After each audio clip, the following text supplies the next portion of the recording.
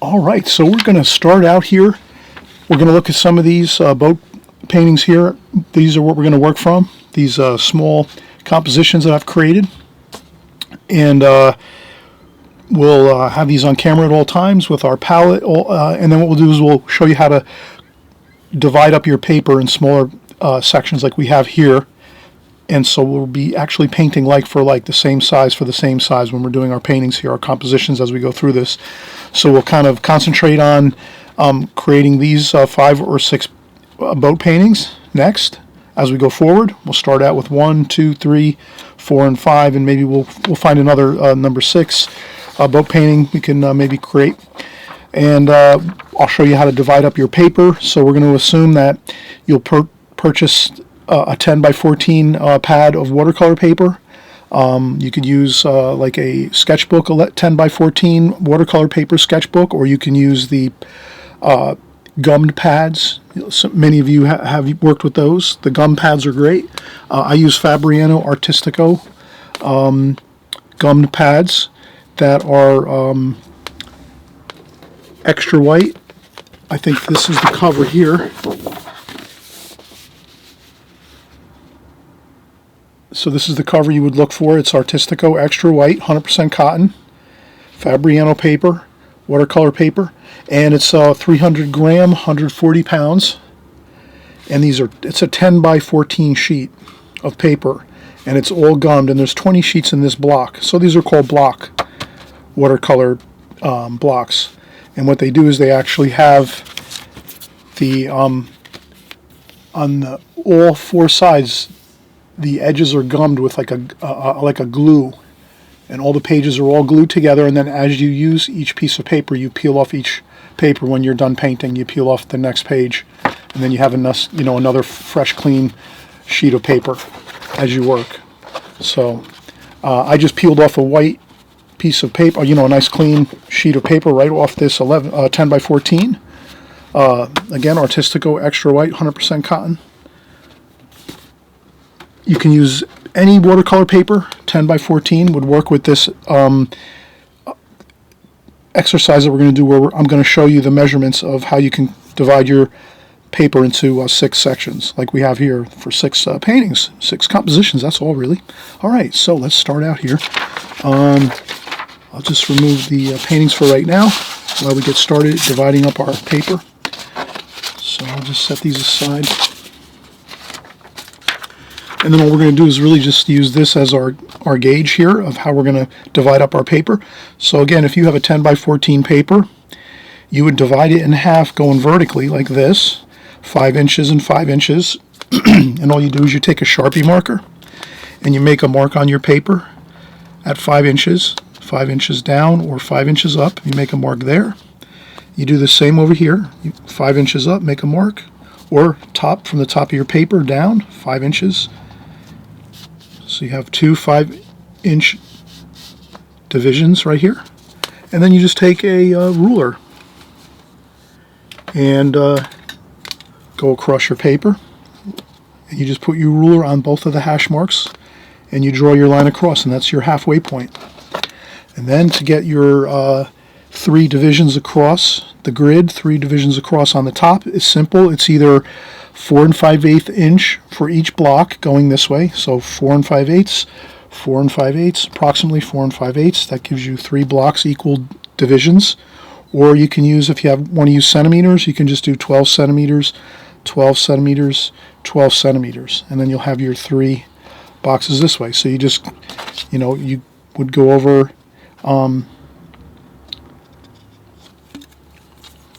you'd go over 12 centimeters, make a hash mark, 12 centimeters, make a hash mark, 12 centimeters, make a hash mark. You do the same thing on the bottom of your paper with your ruler, 12 centimeters or 4 5/8. Go across another 4 5/8 or 12 centimeters, and then over here, of course, this is the edge of the paper. And then you just take those hash marks and you just draw your lines across like that. You just match up your hash marks on the top and the bottom, and that is it. You have your divisions like that. So we'll do the same thing here with this paper. This is just the formula, so to speak. So we'll put that aside. Actually, I'll put this across from me so I can just work from that. And then I'll put my palette over here just a little bit, and we'll use again the same thing. We'll take our Sharpie marker, and then I'll use my this is a T-square ruler, so I can get a straight edge on that like that. And I would go down and make my 5-inch hash mark there. I come over here, 5-inch hash mark there. And I go across. If my ruler doesn't make it all the way, not a problem. I could use my longer ruler here, like that.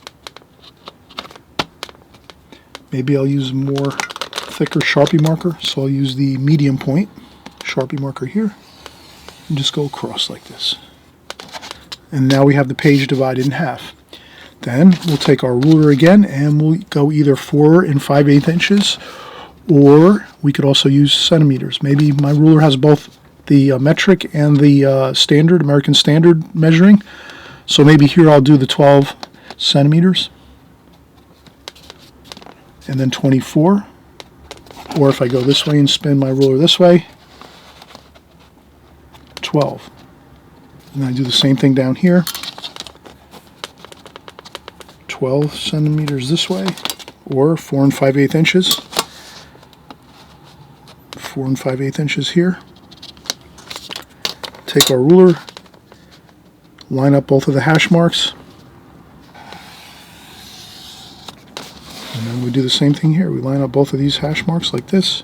Works a little easier with a T-square like I'm using here, but you don't have to. You can just use a regular, any old ruler works to do this, to get your divisions in your paper. And that is really it. You're all set. You're going to be all set up to work with the exact same size. So we're going to have both. We're going to have this in the video, as well as we'll trim these down into smaller pieces, and these work out just right. So I'll just peel this up like this.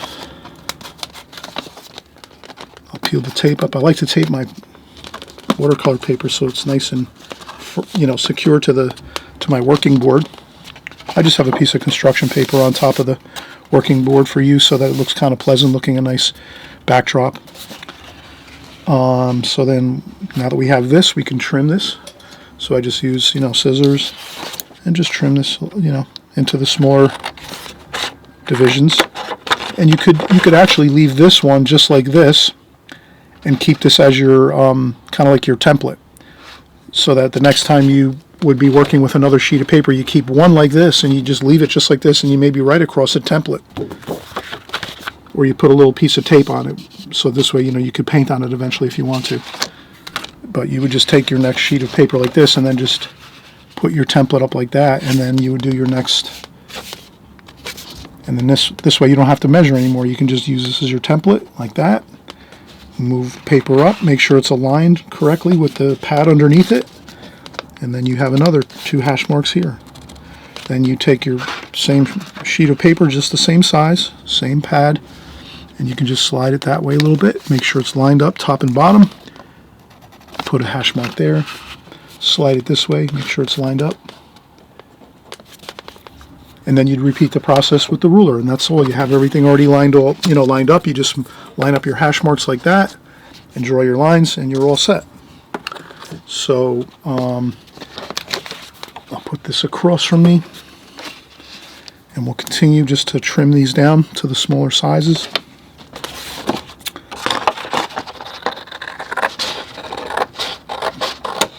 And what's good about this is I can kind of zoom in on the painting and get a little more closer look at the brushwork and the paints going onto the paper, versus if I have the whole large sheet of paper on the camera. Sometimes it might be a little harder to see the paint going onto the paper and so forth. And then I make sure to keep all of the top of these small separate sheets, the tops, I want to keep those, and even just make a small note with a pencil. I put F for Fabriano, and that would be, just lets me know that it's Fabriano paper and it's the top. So if I have any mark on, like, F for Fabriano, or maybe A for Arches, I'll know that's the top, because there is a top and a bottom to the watercolor paper. So the back of the watercolor paper is different than the top. It's got a little bit of a different texture to it. So I want to make sure I'm keeping track that all of these are the top of the paper. Once I have that done, we'll set up our first painting.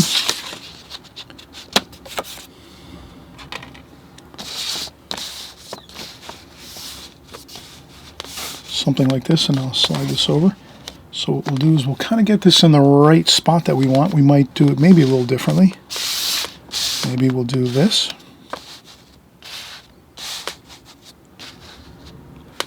And I'll see if I can zoom in a little bit.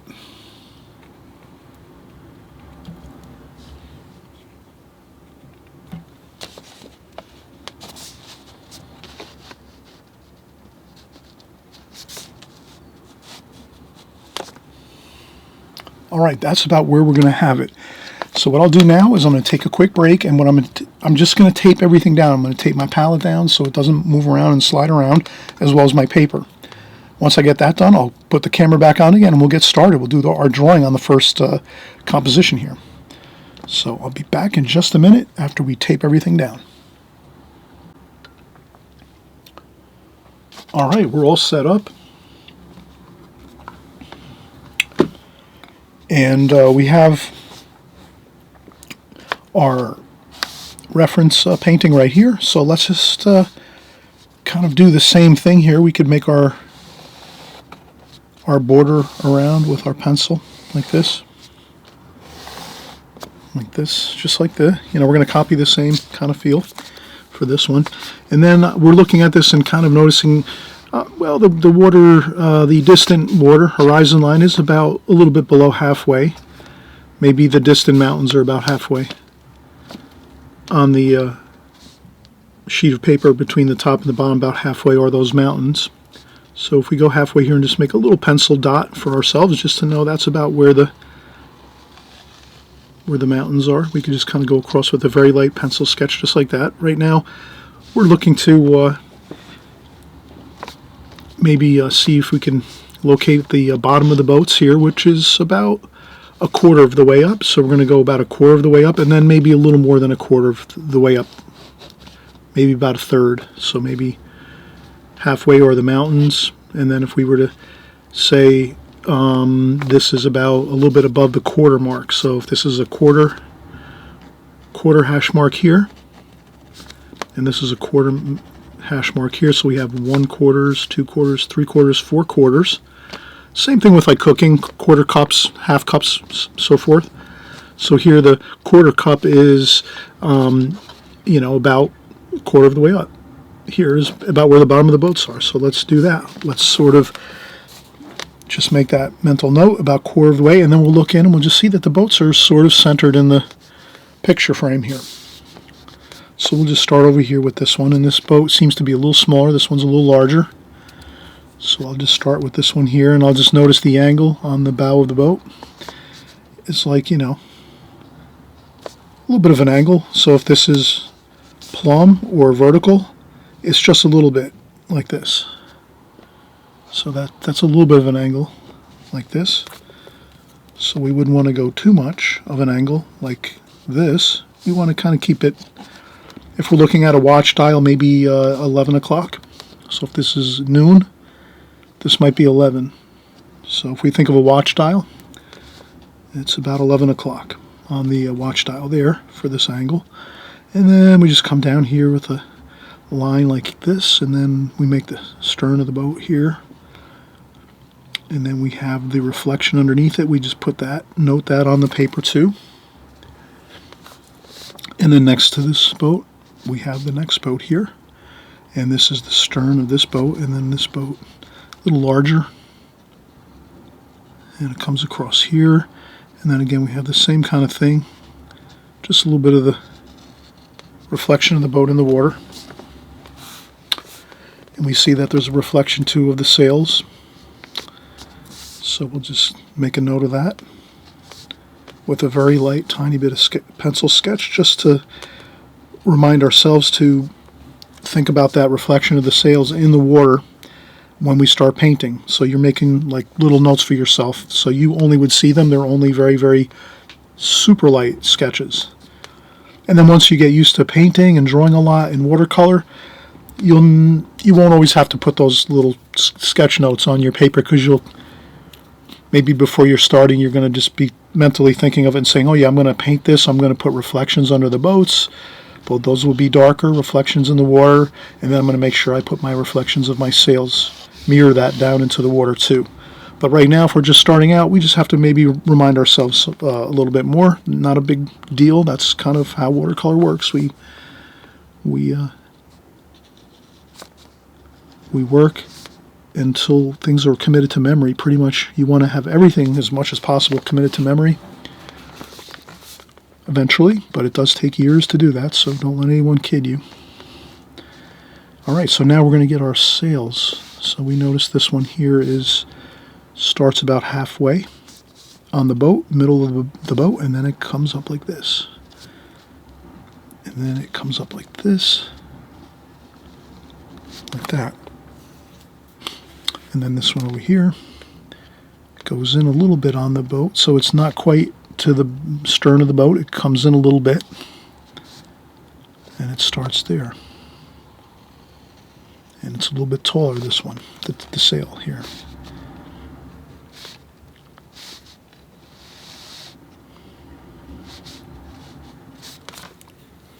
And then we'll put the mast here.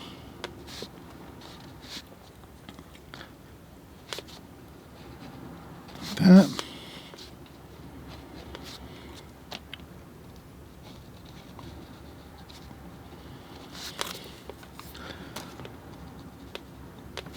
Okay, so I'll just put the mast, the center mast here, the main mast.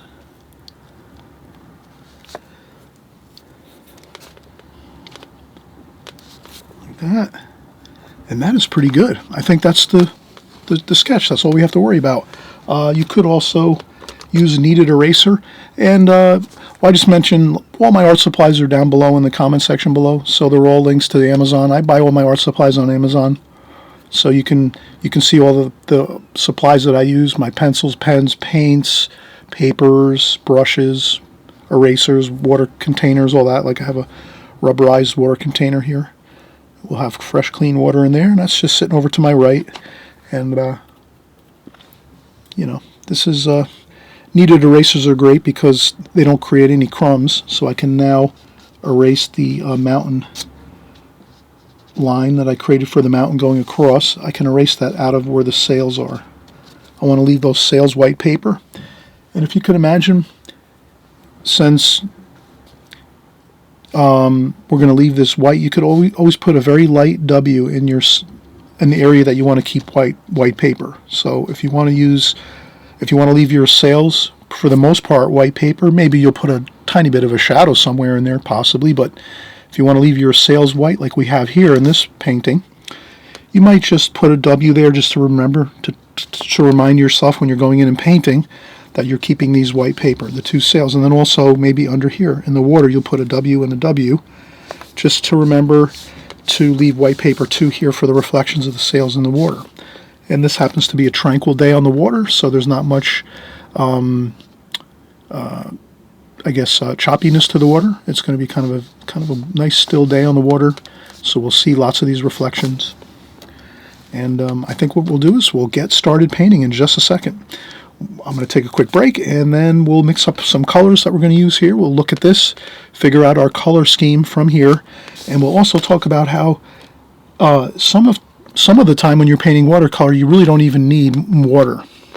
Just a little bit to rinse off your brush, maybe just a tiny bit of that, and that's it, to get some really beautiful darks in your painting. Because I see that I see a lot of people that paint watercolor when they're first starting out, and maybe some of you are seasoned pros, grizzled pros. You know, you've been around a long time in watercolor. You probably don't need me to tell you this, but there are some people that are, and always remember, when I'm talking generally about watercolor and my techniques and methods, I always try to include a lot of things in my video, just because I know a lot of people are new. A lot of people are just joining on and watching these videos. So I know if you're, like I said, if you've been painting a long time, this is kind of maybe some stuff that I'm going over that you already know and you're already practicing and you have it down, and no problem with that at all. So, much respect for everybody that's here watching. I'm just trying to make sure I cover the bases for everybody, whether you're just starting out, maybe you've been here a little while, a year, or 6 months, or maybe you've been painting 20 years. Whatever it is, everyone is welcome here. We're having a great time together. So let's continue on painting boats, and we're going to do a lot more boats. From here in this video, at least 5 or 6. We're going to try to do compositions, but this will be our first one here. Sailboats, beautiful compositions. We'll come right back and we'll start painting.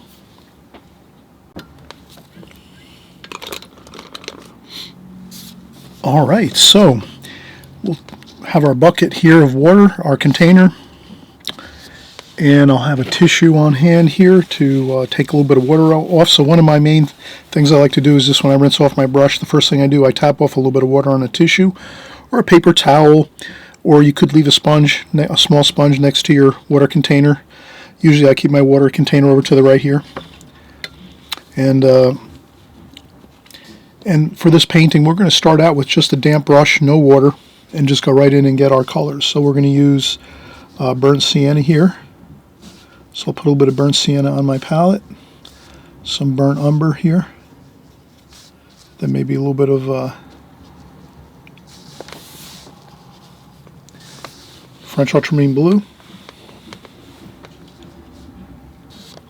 and I'll just start over here. And I just carefully place the paint we just mixed in the palette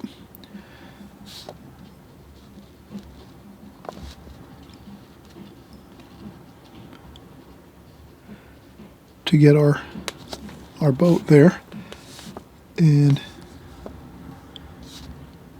we'll do the same thing over here.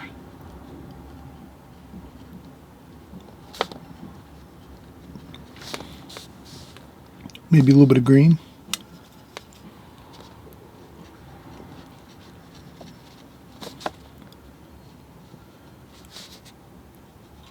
And I'll just carefully paint the areas that I penciled in. I want to just paint up to those lines that I've penciled in, and then I'll rinse off my brush, dry off a little bit of the water, and then pick up the same colors again, and we'll do the shadows. And then for the shadow, or the reflections, I should say, in the water, and I would just kind of leave it with a little bit of a white paper in between, just to keep it a little mysterious, and then also kind of, it's like a note for people as they're looking at the painting to see where the bottom of the boat is and then the reflection in the water. So that can be very helpful to do.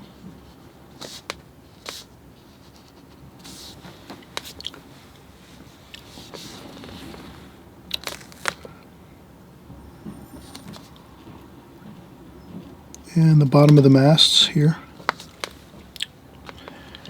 And that's about good there. So now, what I think we'll do next is we'll take some cobalt blue, some cerulean blue and cobalt blue, maybe a little green, viridian green, and then maybe just a little bit of raw umber.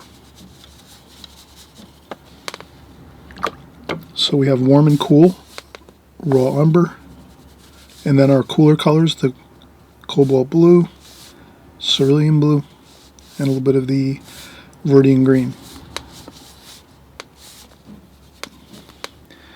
And then what we'll do is we'll just add a little more water. Now you can kind of see how this is, it's not incredibly puddly as far as the water amount that we have in this portion of our palette. So it's a fair amount of water, but not too much. And then that's how we're going to get these medium tonal values here. So I'm going to start over here, and as I get the water in, I'll leave a little bit of space on top of the boats for like highlights.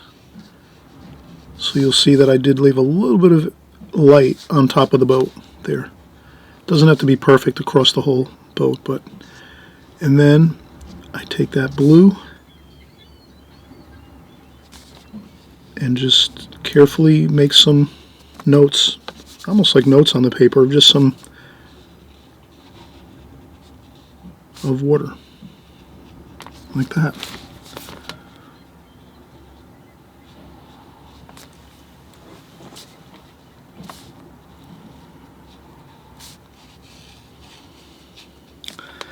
Then what I'll do is I'll remember that we said we wanted to leave white. So now's the time I say, all right, yeah, white paper, all right, I want to erase the W's though, because if I go over those with paint, I might not be able to lift up those W's. But I know now, I just want to, as I paint a little bit of water underneath these boats now, like here, I just want to make sure that I leave some of the white in the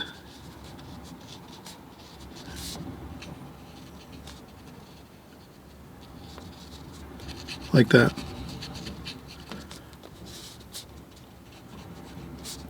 And the same thing here. It doesn't have to be everywhere. And I'm just carefully like scrubbing on the paper, but kind of, dancing the brush around, not too,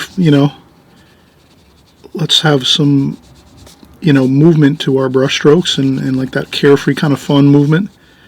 And there's some lines that go across where the sail is, but we do want to just leave some of that white paper there.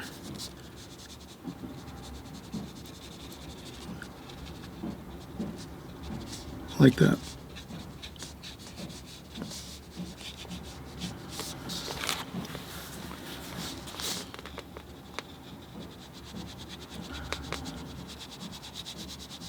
And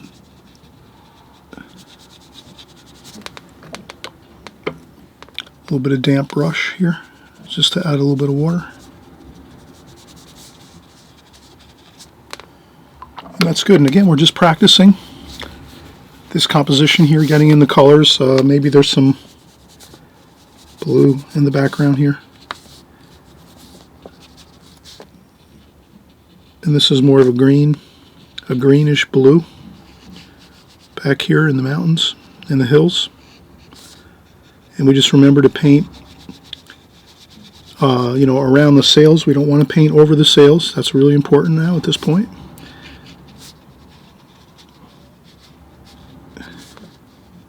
And I leave maybe a little bit of white paper between the mountains and where the ocean water shoreline is. Like that. Just gives it a little bit of a feeling of where you can see the little bit of purple. That's a little too much purple. So what I do is I'll take that over here and just put some blue and purple.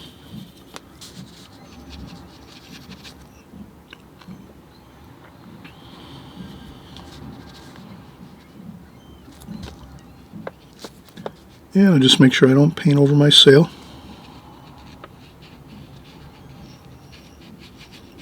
And I just blend that purplish blue in with the mountain color there. Important to kind of do this all at one time, this wash with the mountains. So you can kind of blend those edges.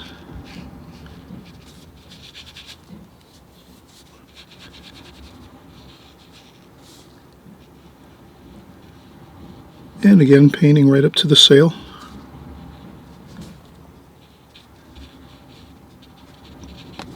And that is really,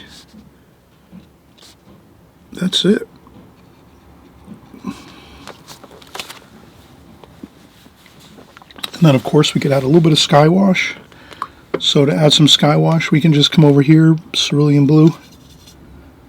Maybe some cobalt blue, cerulean blue. Add a little water to it, make it a lighter wash. This is where you would add a little more water, raw umber. Just have a little bit of warmth in there. Warm and cool everywhere, so you always want to have warm and cool colors mixing. Tiny bit of raw umber in your blue kind of makes it a nice warm blue. And I'll just do a little bit of sky wash. So first thing I do is add a little bit of that wash we just created, and you see it's not incredibly puddly or watery, but it's, it has some decent amount of water in there. And then what I do is I make sure to paint around the sail instead of going over the sail, like this.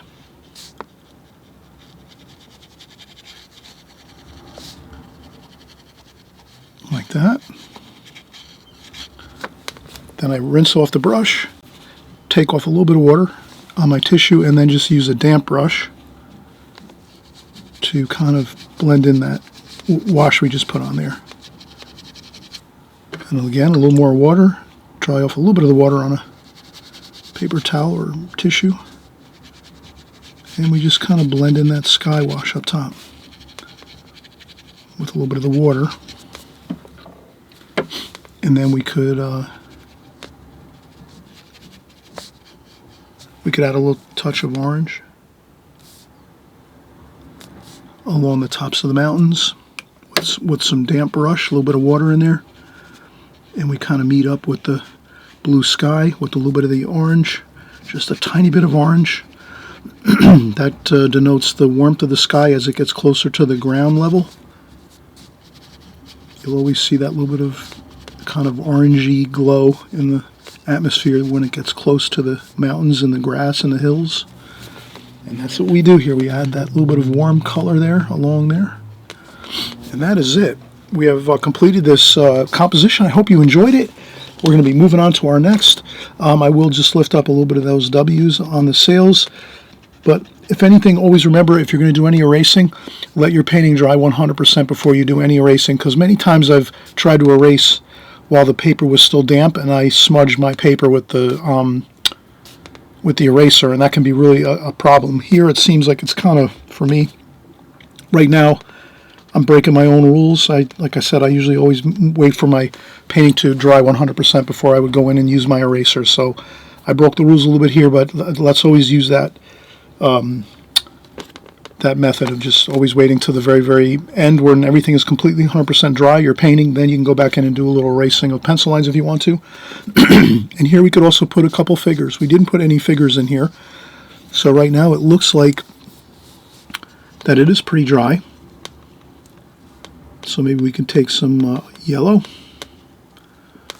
and just make a few people on the boats with their yellow jackets here. They have maybe they're doing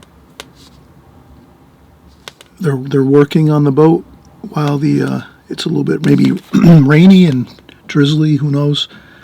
So we put a little bit of those yellow rain jackets, and then we can come over here and get a little bit of that burnt sienna kind of color. That would be good flesh color.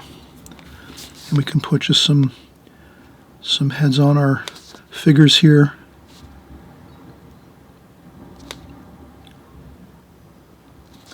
We could put, arms, maybe a little bit, you could do a little bit of action to them. And that should be fine. That looks good. So we do have a little more excitement now with a couple of figures in the boats. And let's enjoy it. We have our first composition completed. We could also label that number 1 here. So we could put 1 here. Okay, we have 1 completed, and we're going to work on our next one. So we'll come right back and we'll reset up our table with our next painting. All right, so let's get started on composition number 2. And this is going to be a couple of smaller sailboats here.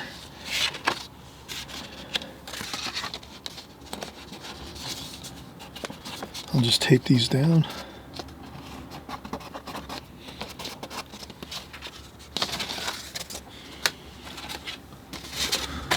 Actually, let's do this.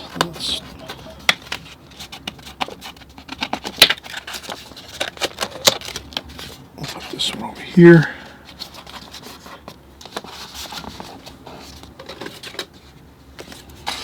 We'll put this here. Much better. Okay, so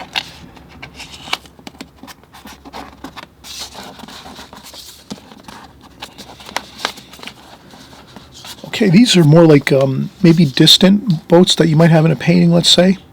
So let's say you're making a painting and you're going to have maybe some prominent sailboats in the foreground, and then you're going to maybe put these in the further distance. So these are more kind of you know, a little bit abstract looking sailboats. No sails, just the masts. And we'll do a little spritzing of the paints here. I'll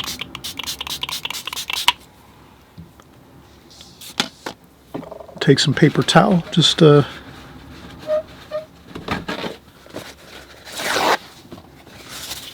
just take some paper towel and clean up the palette a little bit here. We're starting a new painting, so we'll get that situated.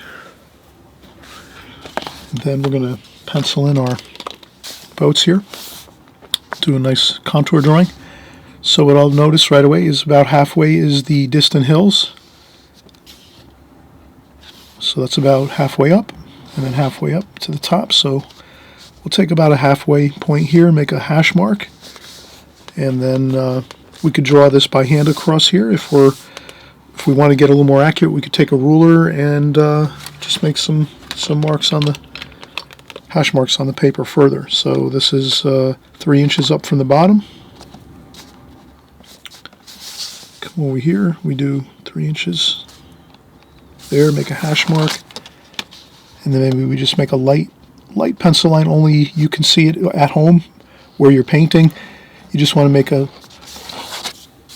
level line across your paper for the horizon line of the distant hills back here. And then what I'll do is, once I get that line in, then I'll maybe give some undulation to these back hills in the distance here. And then I look here, and pretty much this sailboat here is just a little bit over here like this. A little bit of reflections in the water. Then this boat is probably about here. It doesn't have to be perfect.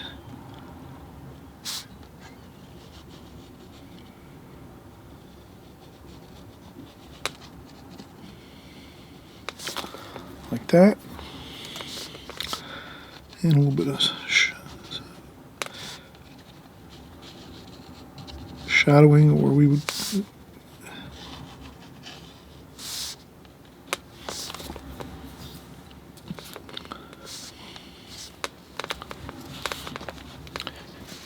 I would consider this shadowing here. And then we could take our ruler again and just get our masts. I would put it very, very lightly, the mast. And this one too. Very lightly, just to get it. So we have a pencil line to work from when we put our paint strokes on the paper. So we have that. And then we're going to work the same way we did before. Rinse off the brush. Again, I keep a tissue in hand. I rinse off my brush, dry off a little bit of the water. And then maybe we'll make this one a cobalt blue. A little bit of raw umber, cobalt blue. Straight paint, no water in the paint. Just straight paint, right? Tube paint, freshly squeezed tube paint right from the paint supply over to the palette. So you can see that we have straight paint, no water, and the same thing, a little bit of burnt umber and French ultramarine blue to get a little bit of a darker dark there. And then I'll just go in and rest my hand on the paper, and then just carefully take my brush. And this is a number 5 Da Vinci travel brush. It's synthetic, so it's really a nice brush, very good point, and it also doesn't hold that much water in the brush hairs, which is good, so we can kind of get these really beautiful darks, rich paint on the paper, and we don't really want to add too much water to these. We want to keep the paint dark. And then we could pick up some burnt sienna too. And then some blue. So we're going to mix the colors all here on our boat. Nice and thick paint. And also mixing the colors. So we don't want to just use one color. We'll use many colors here. but overall it's dark. Might be a little bit darker than here. If you wanted to lighten something up, you could always take a tissue or paper towel and fold it up like this, and then just press down like that and give yourself a little bit of light on the boat like that. And then maybe a little more water here in this mix. I added a little bit of damp brush here with a little bit of water on the brush, not much. And then do the same thing here. We're going to have a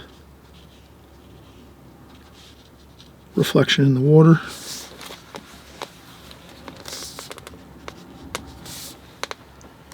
And then we'll move here to this next boat, a little bit darker. Burnt umber, French ultramarine blue. Again, my hand's resting on my board.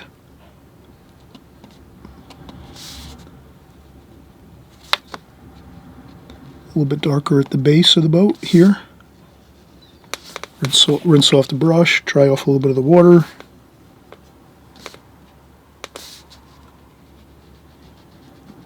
A little bit of blue, cobalt blue, like that.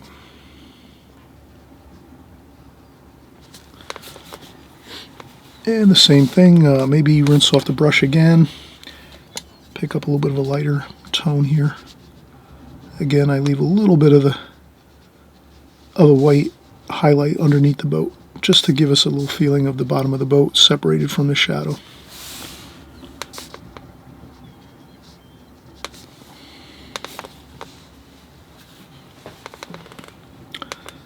Looks good. So you can kind of see we've really worked with mostly just the freshly squeezed tube paint right out of our paint wells, and then we just put our colors out onto the palette just so you kind of can see your color mixes. You know, you might, you know, have some different color mixes you'd like to use in these. You know, I'm showing you what I'm using basically. I'm trying to get those dark colors. Obviously, our darker colors are going to be over here the French ultramarine blue, burnt umber. Cobalt blue is pretty dark as far as tonal values. That's a pretty dark color, but definitely burnt umber, French ultramarine blue, and even burnt sienna. Those all create really nice darks. And then we're going to just have a little fun now. We'll take a quick break, and what we'll do is we'll just add a little bit of wash for the water and the marshes along here in this bay. It kind of looks like a bay to me. And then some distant mountains there. We might add a little bit of more cooler distant colors here.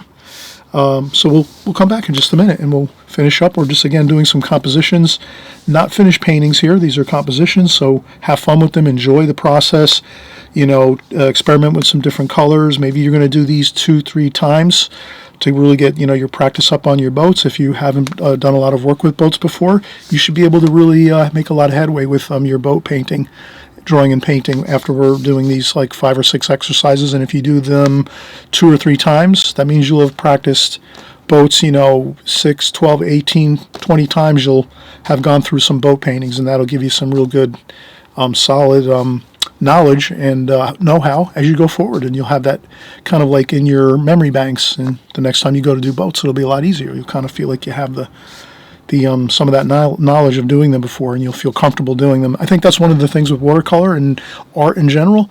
If you've done it a few times and tried, that's why I say try everything you can. Not necessarily stick with everything all of the time, but try a little bit of everything at least once or twice, so that you do kind of like say, you can always say to yourself, if you're doing a painting, I've done that before. I do, you know, I remember doing this type of painting before, this subject matter. Not that you do it all the time. You might have your favorites. Always stick with your favorites too. If your favorite thing to paint is boats, then by all rights, like, yeah, it would be great just to be painting a lot of boats all the time if that's what you really enjoy. But again, practicing all types of subject matter will definitely give you that, you know, confidence when you go in to do a painting where you maybe have to deal with maybe some subject matter you're not familiar with all the time. Okay, all right, so let's come back. We'll get some more washes on this composition, and we'll enjoy it as we go.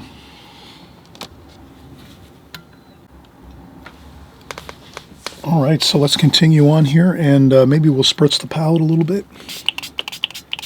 Reactivate those washes there. I'm going to move up to a little bit of a larger brush. I think I'll work with my number 8 travel brush, and now this is a natural hair brush, a Da Vinci Maestro Klinsky sable.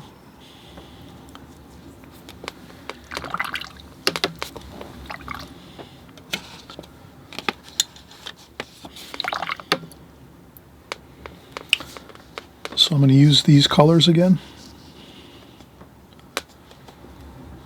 I'm going to add some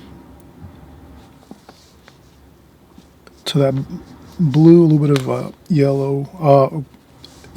This is actually olive green, and then raw umber over here.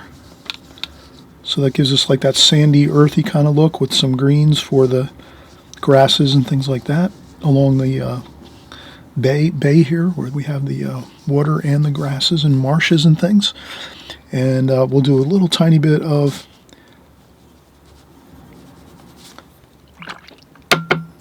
purple for the distant mountain. So I think we'll do that distant mountain here. And when I use the purple, I also mix in some of the greens and the blues as we go across here. So I'm kind of just making a little bit of a kind of a lighter wash, so that denotes it being further in the distance and it's cooler. So lighter and cooler looking with bluish green colors with purple in there too. We can see that we're going to get a really nice kind of distant hills there. And then maybe there's a little bit of water. There. And then you can carefully go across and maybe straighten out that line if you want to. Sometimes it's even easy just to take a little bit of artist tape if you want to get a really nice crisp straight line for your shoreline, those distant hills. We take some of this tape, artist tape, drafting tape, and just set it down and press it along there, right where it's going to meet the edge of the paint, the wash. And then we can just go across like that with the wash.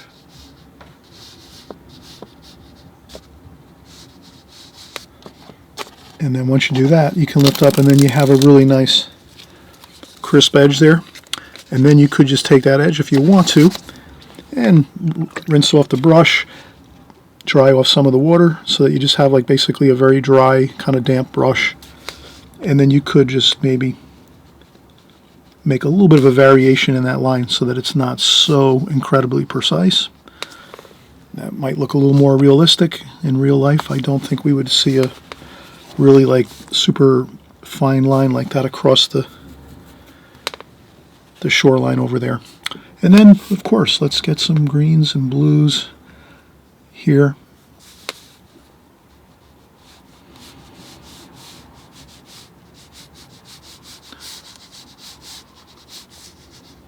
And then here you can just have some fun and you drag the brush. So what you do is you sort of let your brush run out of paint.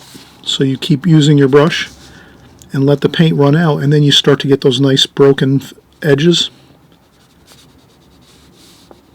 like this. Then what I'll do is I'll do a little more here. So we're going to kind of try to do that same, but here what we'll do is we'll do a little more vibrant color in the foreground, because in the foreground you'll see a little more color, a little more vibrant color. It's going to be a little darker in tonal value, so you'll see that too as well. We'll pretend that the boats are sitting in a little bit of the weeds in the marshy areas here. And if we do that, we even go in and get a little more dark there with some blue, cerulean blue and raw umber. Get a little bit darker like that. That does look good. That kind of gives us, again, that feeling that we're closer in the foreground here. And then this is lighter back here. And then what we do is we rinse off our brush one more time. And then we go in and get some cobalt blue. Maybe a touch of viridian green. And then we dry off the brush a little bit so that we have a little bit of a drier brush here so that we can get that light broken edges across the water like that.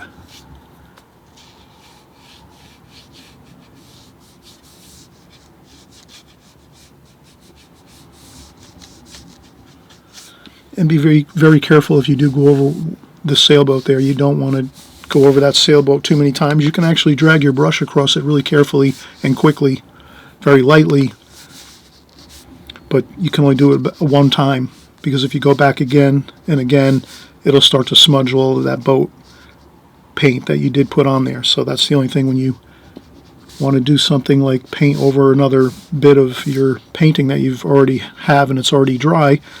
You'd only want to go over that one time, one pass across it with your brush. And it wouldn't be with a lot of paint in your brush. You notice we did have very little paint in our brush, so you can do that when you have very little paint in your hairs of your brush, as well as you're only going over it one time, and that's it. And that's pretty much, we have a really nice effect here of maybe some of that sunlight shining on the water, and you have those little bits of light sparkling on the water. And then we can take our smaller brush again and just maybe we'll do our masts. So we have a little bit of burnt umber mixed in with that there. Maybe a little bit of blue to darken it up just a touch. Then we would take our brush and dry off some of that, just so that our brush is kind of pretty dry, but it does have paint in it. And we'll see right now that you can just carefully rest your hand on the paper to have a nice sturdy base for your hand to rest on, and then you could just maybe do this line like a little bit at a time. So maybe, and you can make little skips in the line. You don't have to make the line straight. You could leave out some like that,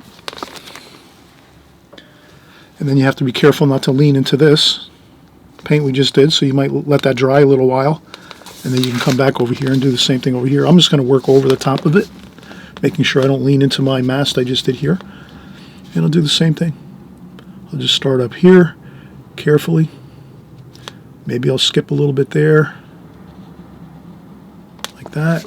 Pick up a little more paint. Make sure I dry off the paint off the brush so that I just have a little bit left remaining. And we'll do that there. And then we can maybe do a few rigging lines, and I would do them very quickly like this, a couple practice runs, and then like that. That seems good.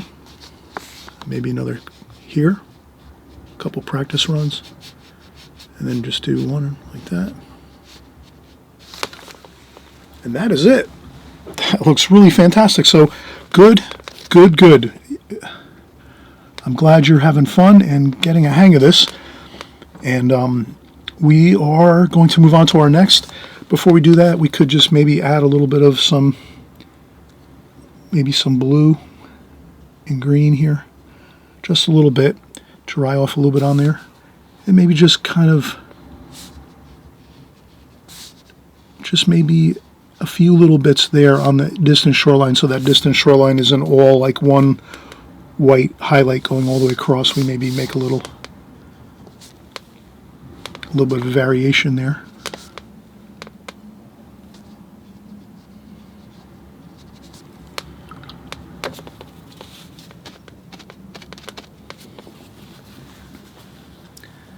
And if you wanted to, you could even, to bring a little more three-dimensional quality to this, just for fun, you could take a little bit of blue, cobalt blue, straight paint there, a little bit of our raw umber here with the French ultramarine blue, something like this with a little bit of purple, make a light, very light grayish color.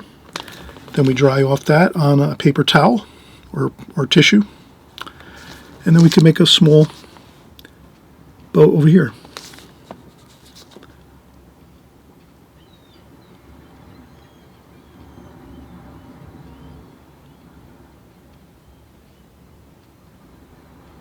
Just has to be the real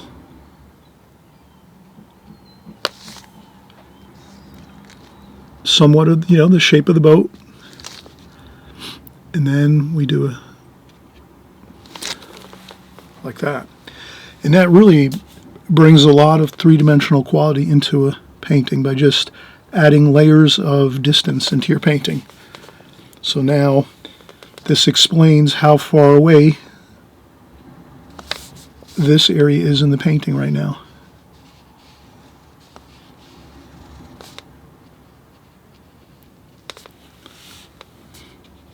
You could do a little bit of for the mast up above. A little bit of darker darks. And you could just do a little bit of the mast like that.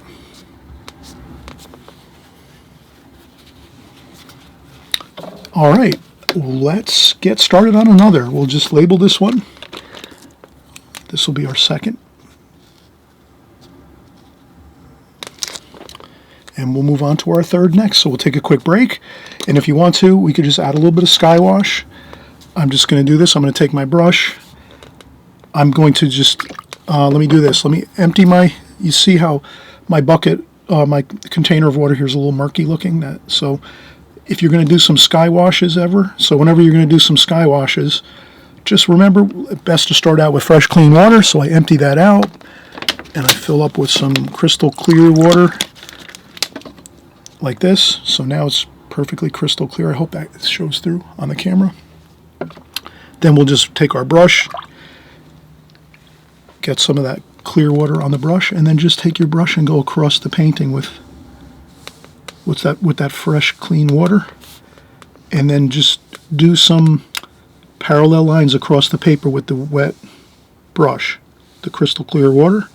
Not everywhere. You just do some lines, basically some parallel lines across here, some level lines. You can make them level or a little bit on an angle, and you can make them a little more smaller and tighter together at the bottom of the sky. And then that's going to really be fun. Watch how we do this. We just pick up some of that. Maybe we go with a little bit of cerulean blue. Pick up a little bit of that greenish. And we'll just use all these colors here. And we'll just let the watercolor do the work. That's all we have to do, like this.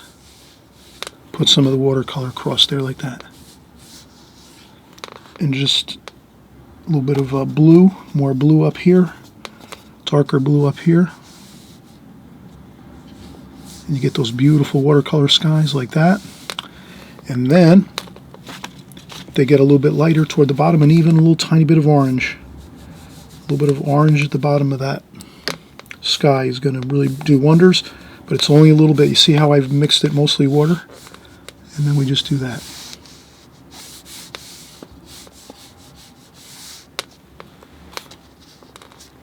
And that's it. Let the watercolor do its thing, and you have it. Good. Really good. All right. All right, so we're going to let this dry, and then once it dries, we'll remove the tape and we'll get started on our next composition.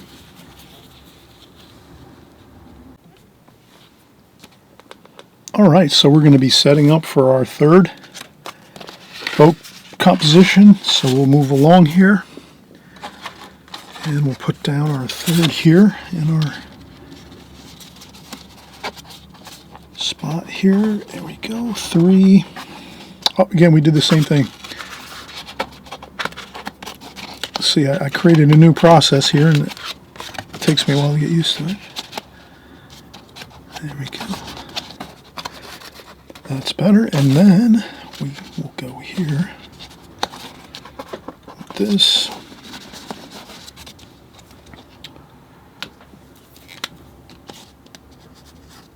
Three.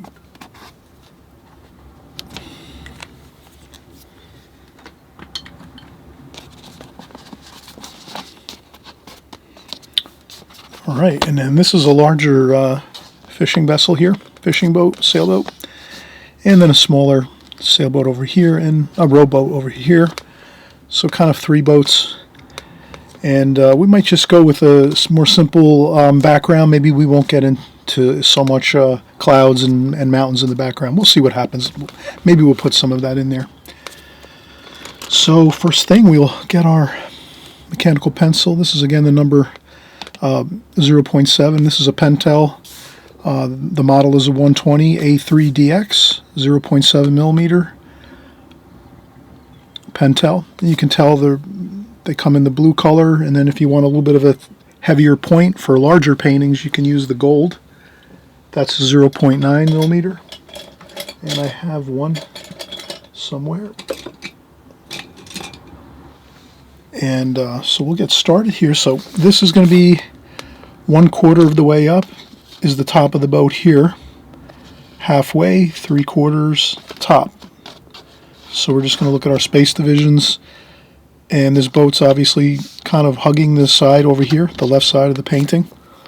So I'll do my hash marks over here. And then 1/4 is about here. 3/4 is about there, and the top, of course, there. And we were saying the top of the boat is at 1/4 across. So we could do that and make a very light line. Only we can see it at home where we are. So you'll put a light, very super light sketch line there at the 1/4 hash mark. Then you're going to know we'll start the stern of the boat here. And we'll just come across. And then if we look at the bow of this fishing boat, it's a little bit past halfway. So if we split our painting vertically halfway like that, we can see that it goes beyond the halfway point. So we'll come over here, get a halfway point approximately, make a marker with our finger here, our pointing finger, and then come over a little bit and say that's about the very tip of the bow,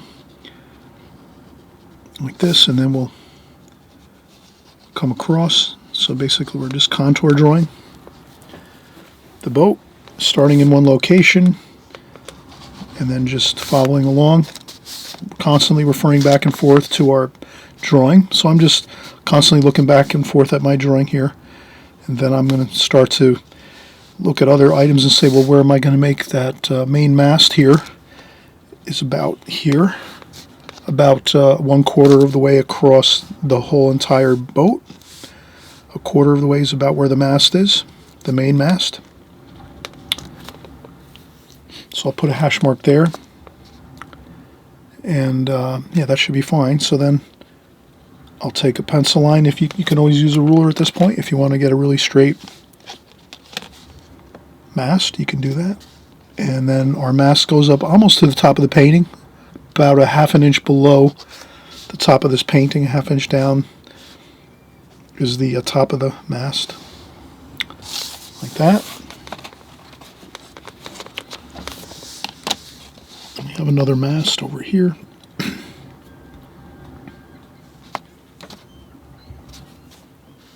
On an angle.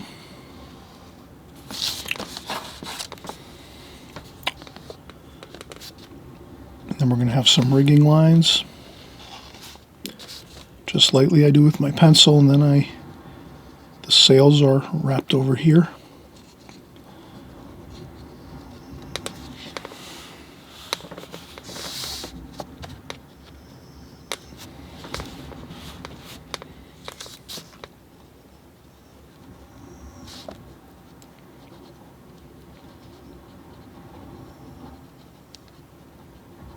Just a couple of interesting details on the top of the boat going across the cabins and things.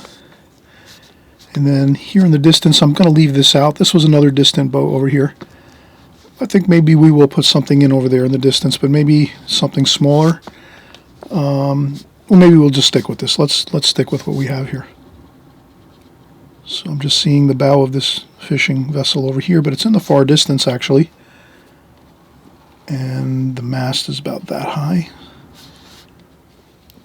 And there's a secondary mast there.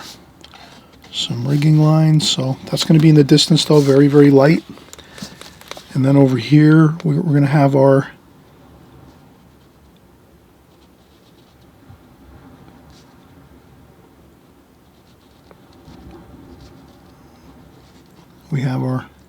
other sailboat here.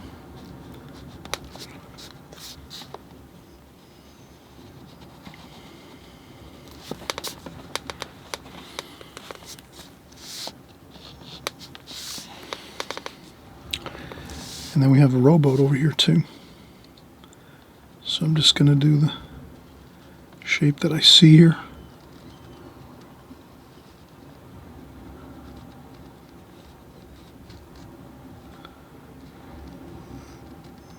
That.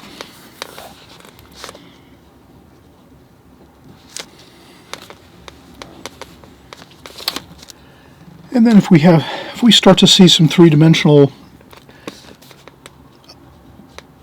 subject matter like these boats, we're going to start to kind of consider maybe some light and shadow. So I'll say that the light's going to be coming from here.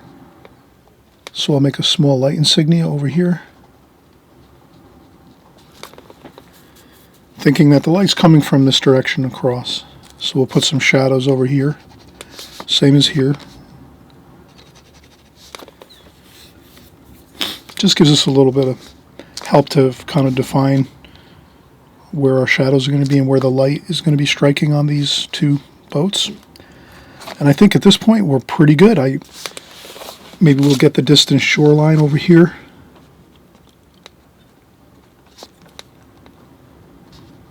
With our ruler going across. Maybe there's some hills back here. Maybe we'll just minimize this and make it something like that. And then we're going to have, obviously, some of this boat is on land. Some of this boat is actually, there's some water along the...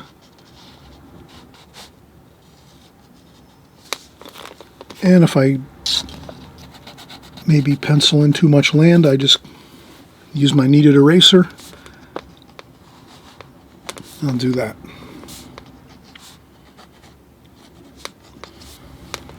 Just put a little bit of land in here, shoreline, and that's pretty good. I think we're ready to paint. So let's take a quick break, and then we'll come back. We'll clean up our palette a little bit, and then start with some fresh paint, and we'll be on our way. All right.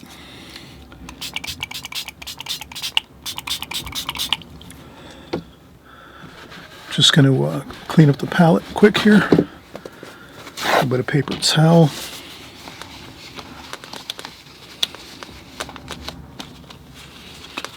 Just a quick clean up, and that is not, doesn't have to be perfect. I'll grab a tissue here. Alright, so I have my tissue here at hand. I rinse off my brush, dry off a little bit of water, and then we're going to go with some really good strong darks here. French ultramarine blue, burnt umber, burnt sienna. So I'm just going to sort of put out some straight paint, no water. Straight paint in the palette, like this. And then maybe some green and some blue. And I think that's plenty to get started here.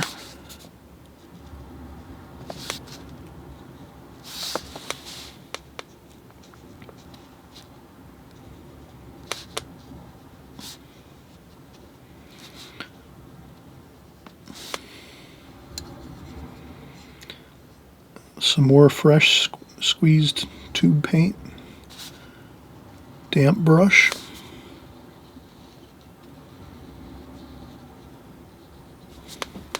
Rinse off the brush, dry off a touch of water.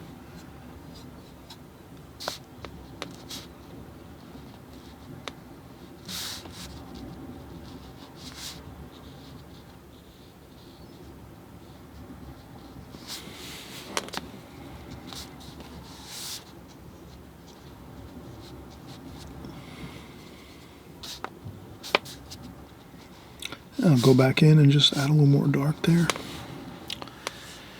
It's a little darker than this, but that's fine. And then we'll put some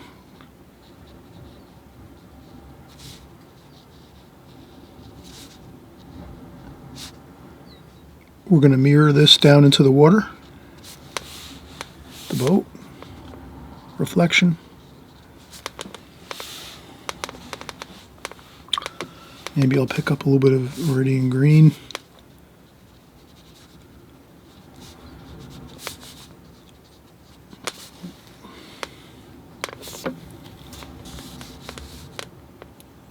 A little bit of raw sienna maybe.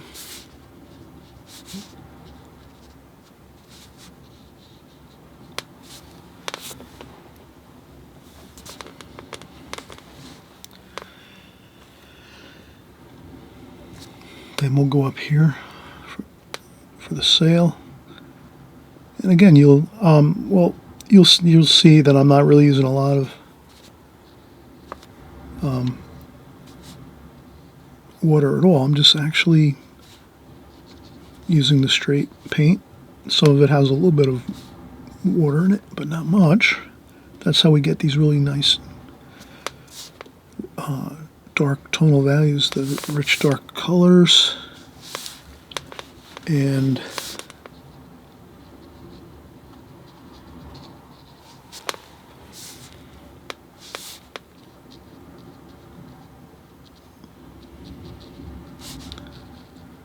then I'll just go across the top of the cabins.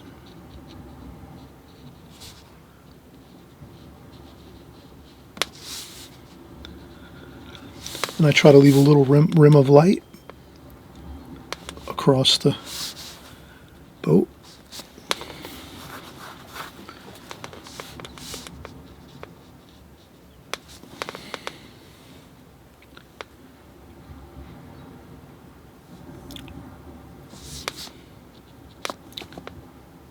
Maybe some cobalt blue here for this boat.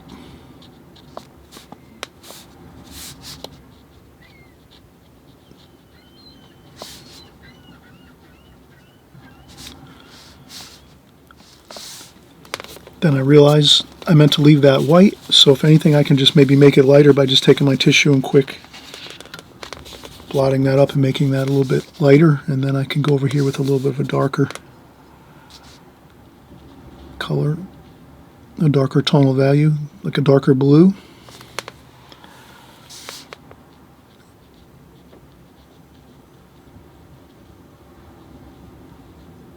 A little bit of shadow there.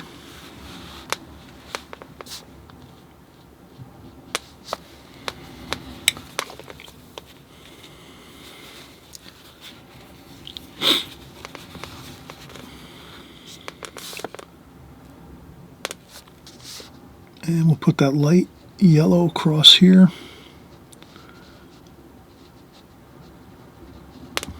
And a little bit of green and blue for some shadow over here. Maybe some brown and blue.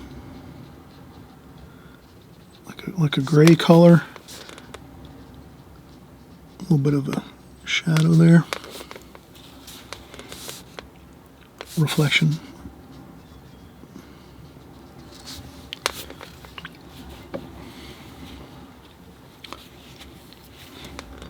Then we'll use some blue. Rinse off the brush, take off some water. A very light blue back here for this ship. It's far in the distance. Maybe another quarter of a mile away, further down or further out into the picture in the distance. So we don't want to make that dark. We want to make that a lighter tonal value and also a cooler, like blue. Things get more bluer and, bluish green as it goes into the distance. So that's why I'm making that, the bow of that boat there, fishing boat, like a light bluish green. And what else do we... I can take my larger brush now, maybe. The number 8 travel brush. And maybe we'll make some of the land here. I'll take some raw sienna and kind of mix it over here.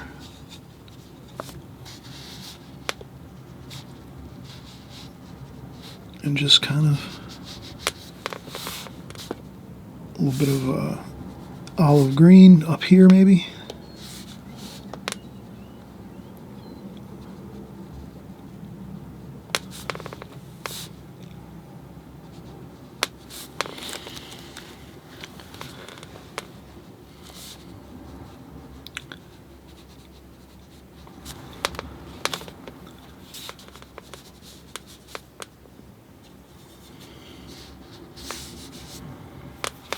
Rinse off the brush, raw sienna.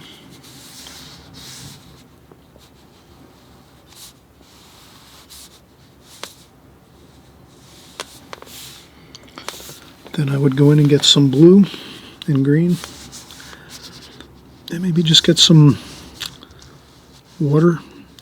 Now here with water, I like to dry off the brush quite a bit, and then just see if I can get those kind of broken edges on the paper. This is what like a Arches rough paper and Fabriano paper. You can get those really nice kind of broken edges of the water. A little bit of green in there, that viridian. That always seems to look really good in the water. And then rinse off the brush again, dry off some of the water. Some cerulean blue.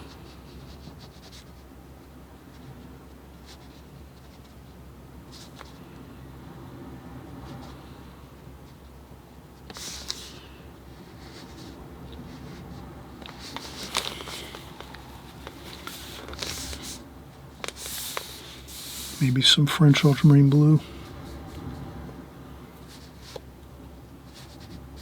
A little bit darker in the distance there, maybe. The water.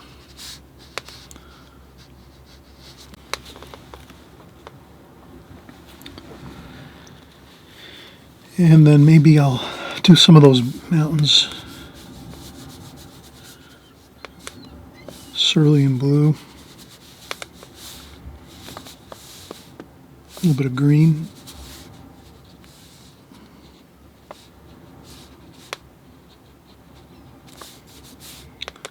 Maybe a little bit of raw sienna. Closer to the bottom of the hills.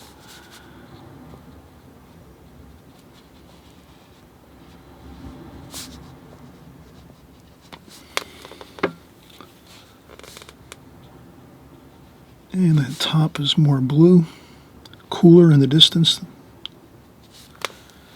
Maybe we could add a little bit of purple to that.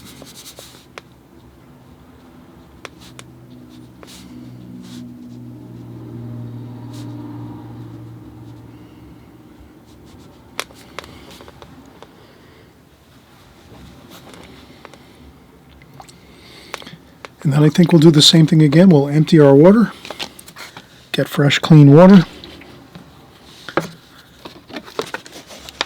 And we'll do the same sky, or similar sky that we did before. This time we'll do it more like vertically, the clouds versus horizontally across this way. So I'll take again, my larger brush, the number 8 travel. And I'll take fresh, clean water that I just emptied out and put brand new fresh water in there. And I'll just put some fresh, clean water on the paper. And I wouldn't a great way to avoid having your water flood down into the lower sections of your painting over the top of these other washes we've created is you can take a smaller brush like we have here and then just put a line across above the mountains that we just painted. You know, leave some space between there, dry paper in between, and I do the same thing over here. I leave a little bit of a space so I don't paint over the areas we just painted, the sea and the mountains, but I do wet and make a nice line across here of damp paper. And now when we put some fresh clean water up here,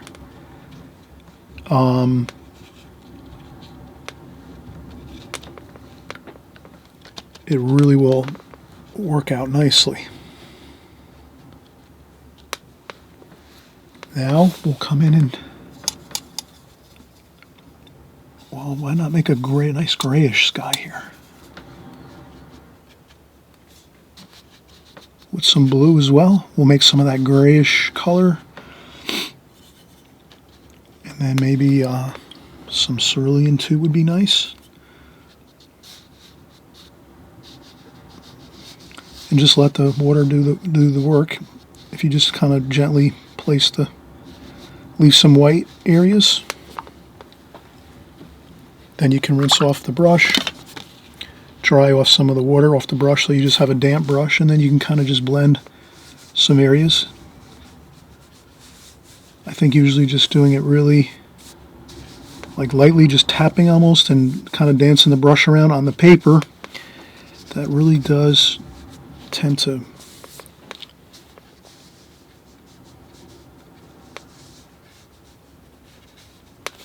And you can always take your tissue. I would take a fresh, clean tissue with no paint on it, dry tissue, and I would just, you can blot too to get some clouds in here. We already have a couple clouds up here that we see.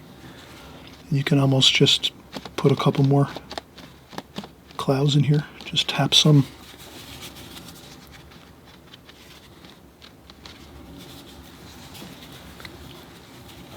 You can take a touch of orange like that and just put it along the bottom.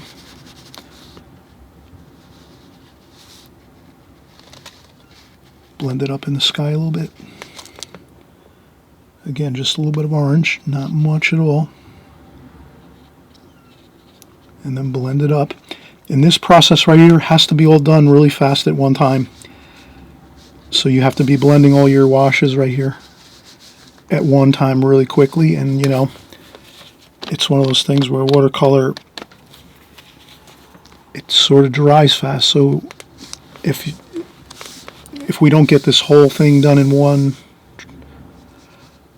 glazing or one wash quickly, then we'll get like kind of unpleasant looking marks on the paper where the two washes, like one's dry, starts to dry, and then we put more water on it, and then you'll see it. Many of you have experienced that, the unpleasant blossoms and blooms and cauliflowers and all that kind of thing they call it. But it happens every once in a while. I wouldn't let it ruin my paint. I mean, it's okay if there's one or two in a painting or something. That sometimes looks all right. Kind of adds variety to it, but that's me. Some people, I'm sure, would not have that situation. That would be, they wouldn't probably want to have their painting with a couple of the blossoms and whatever, the balloons and things. But that's not a problem. It's your own style. You are the artist. You have your own style. You decide what you like, and that's what you have in your paintings. Now, what'll look a lot better is once this dries 100% our sky wash, then we can put in our masts and some of the rigging lines, and that'll make everything, kind of tie everything together, and it'll really look beautiful. Right now it looks awkward because we have the whole sky wash in, and then we just have these pencil lines there. But you'll see, we'll let this dry 100%, either with a blow dryer in 5 minutes, or we can let this sit for like 15 minutes or 20 minutes, and it might dry in that amount of time. I'll take a quick break. Maybe by the time I take a break and come back, maybe it'll be dry. If not, we'll use the blow dryer a little bit. But this looks fine. I think it looks good. Good work. I know everyone is having a fun time with this.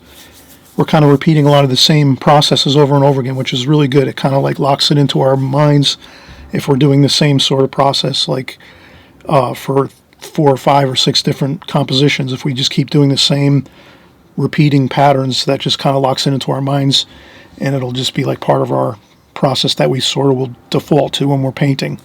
That's the cool thing about doing smaller compositions, is you kind of do more smaller works and compositions as you go, and then as you're practicing each one, you're sort of locking in the steps that you're really going to help you to, like, that will help all of us get better at watercolors. If we just keep doing the same process over and over again, we start to make more distinctions as we look at it. We have more like enlightenment as we go. We start to say, wow, yeah, I really see how this part of the painting works, or how the wash is dry, how using less water and just almost straight paint really gets a beautiful start to a painting, and then we can finish up with the lighter washes. And sometimes we'll just do lighter washes first. So it's all fun and learning the processes of glazing technique and alla prima. This is alla prima technique, basically. Painting the darks in first, and then the medium tones second, basically, and then letting your lightest tones be your last bit of your painting. All right, so we'll come right back and put our masks in. Once this dries, it's still very damp.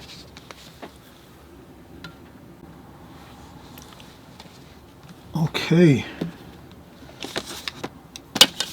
So I'll go back to the smaller brush here, and we'll just do our rigging and our masks. I'll do the same thing, burnt umber, French ultramarine blue, a little bit of that, a little bit of blue, cerulean blue. And I'll go from left to right so I can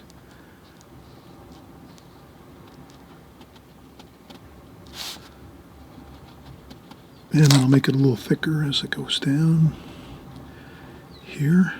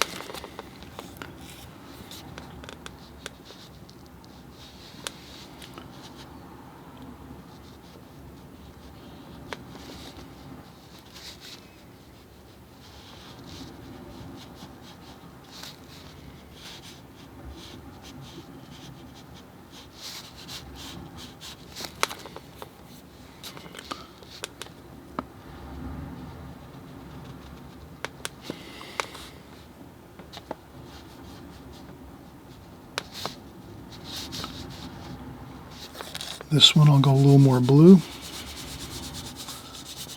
bluish gray. Dry off a little bit of that on the tissue.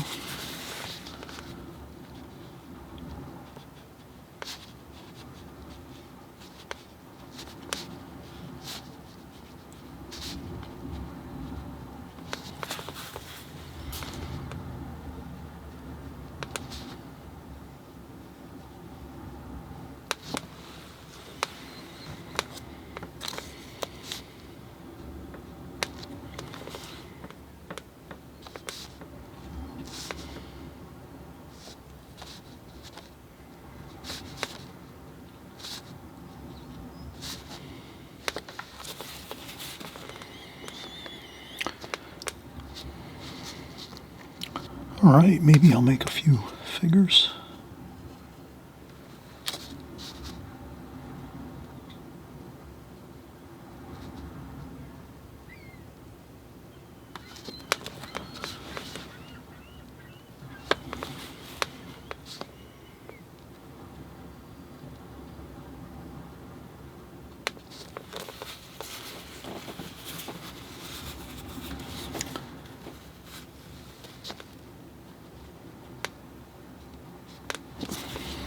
All right, that's good. So we have another one completed, and we'll get started on number 4 next. And we'll start to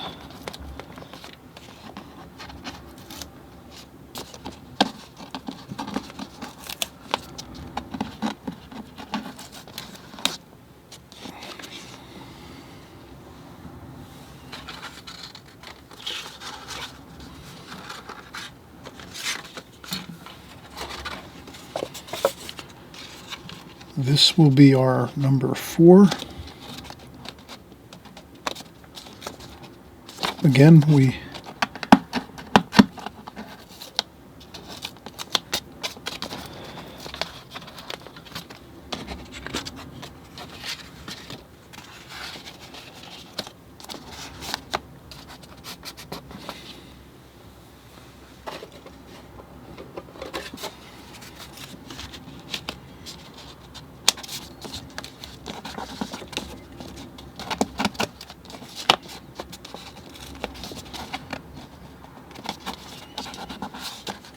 okay, so just this one looks a little bit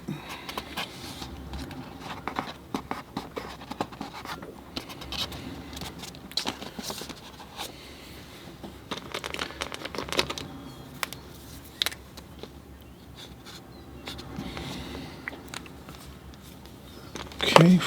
Start 4. Now this one's fun. We're going to do the glazing technique on this one, and so you'll see how you'll see I'm just going to really get a light wash over the whole painting, and then go in and do the medium tonal values and the darks after that. So I'll just take another quick look and say, where about is my distant shoreline and the boats? And I would say that's about a quarter of the way up from the bottom. So then I'll just do about a quarter of the way up. This is about half here, quarter about here. So I'll just do a nice light line. Only I can see it. And so when you're doing this, I'm hoping you'll just Does it make sense to kind of do just a really very, very light, only you can see it kind of line? And then that's where we're going to set up our boats going all the way across, and we'll just start right here. I'll start with the shoreline here, and then the first boat is about here.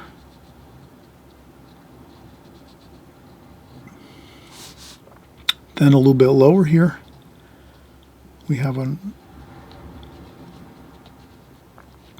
sailboat here.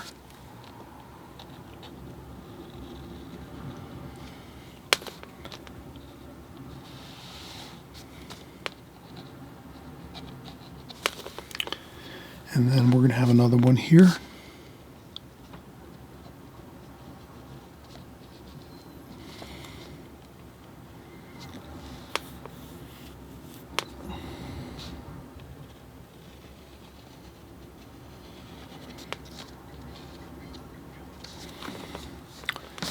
Then we're going to have a larger fishing boat back here, which is a sailboat. I might have made the mast a little bit too tall here, so I'll be kind of mindful of that so that when I do this one here, I'll make this one a little bit.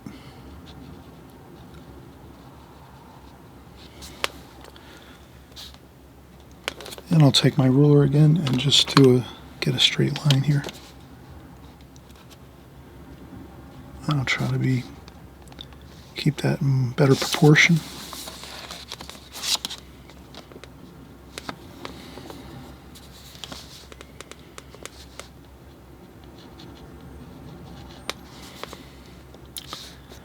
And then we have another boat here, another sailboat here.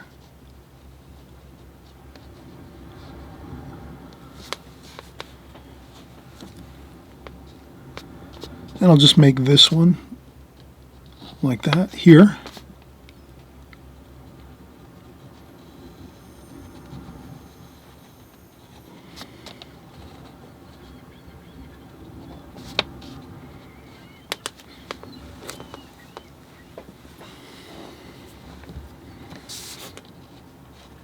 Distant shoreline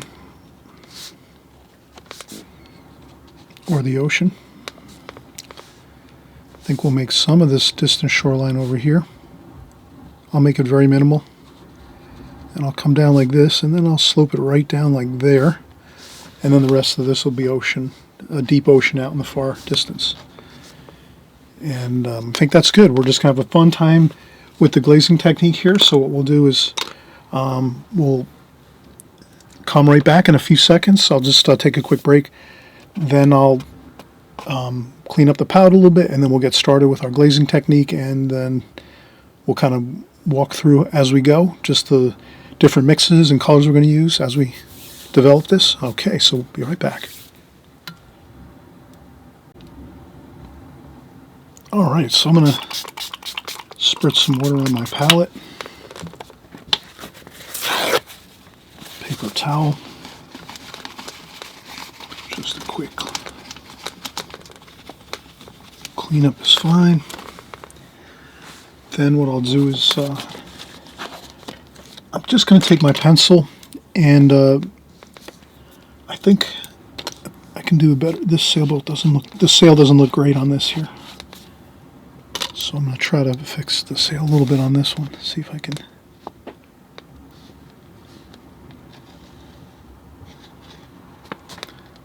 I'll make this a little bit longer, the boat.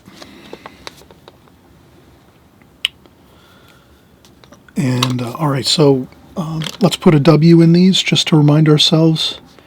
White paper.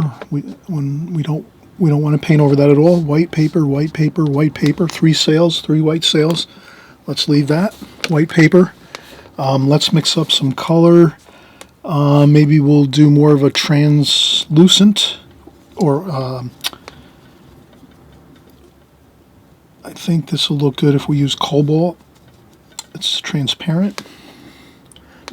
So we can do that. Put some nice cobalt blue right across here. Oh, I added some cerulean in there. That's all right. No problem. Let's see, do we want to put maybe a little bit of green? Yeah, I would say a little bit of iridium might look good in that. All right, so there we go.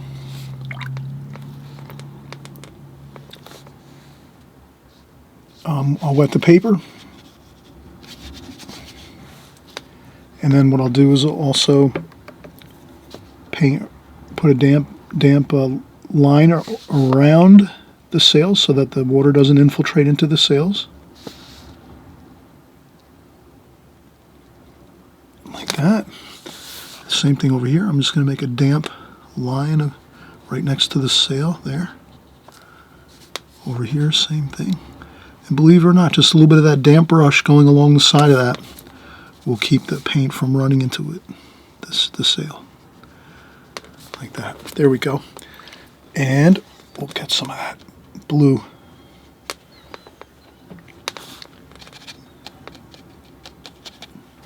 And we'll make it stronger up top in the sky, the blue, like that.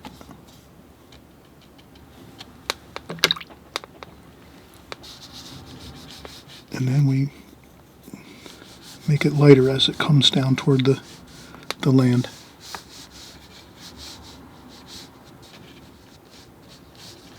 And like we said, we can always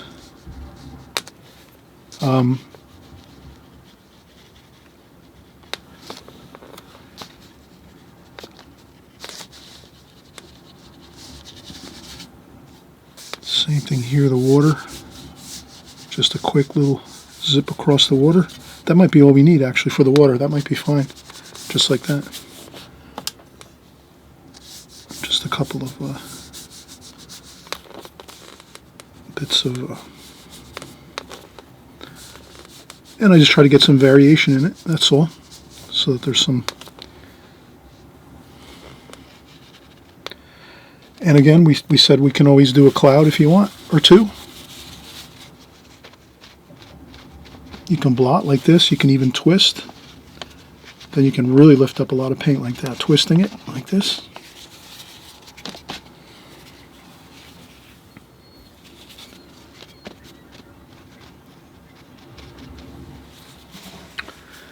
And there we have an interesting sky wash. And this is the glazing technique again, like we said, we're basically essentially painting over the whole paper. We just went around the white sails, but other than that, we really did stick to our game plan. I'll do the deep ocean horizon line in the distance, and then we will maybe do a little bit of a olive green with some raw sienna here for this distant mountain.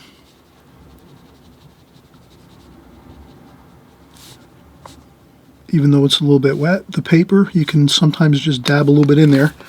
If it looks like it gets out of control and starts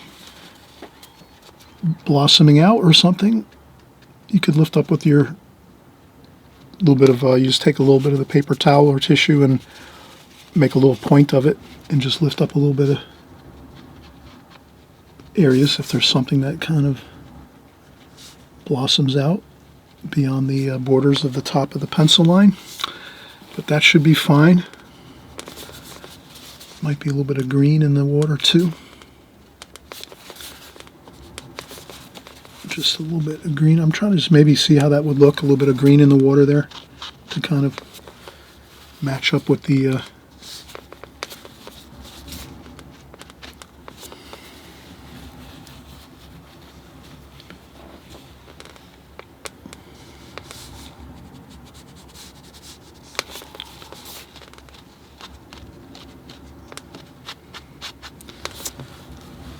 So I just put a few touches of green here and there so that it kind of like blends in a little bit, but I noticed that I made some unpleasant looking marks here in the water, so we don't worry about that though too much. That'll be fine. So we're just going to keep this real simple. The next thing we'll do is we'll just come in and we'll get those medium and darker tonal values of the actual boats here across, and I think that's it. We already have this. We might make this a little darker. Our mountain there. We could add a little more, maybe some raw umber to that.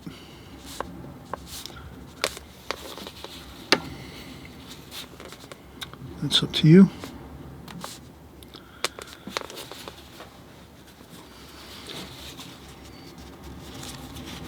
And again, I'm going to take my napkin, roll it up a little bit into a point, and just lift up a little bit of that green that kind of flowed into the sky.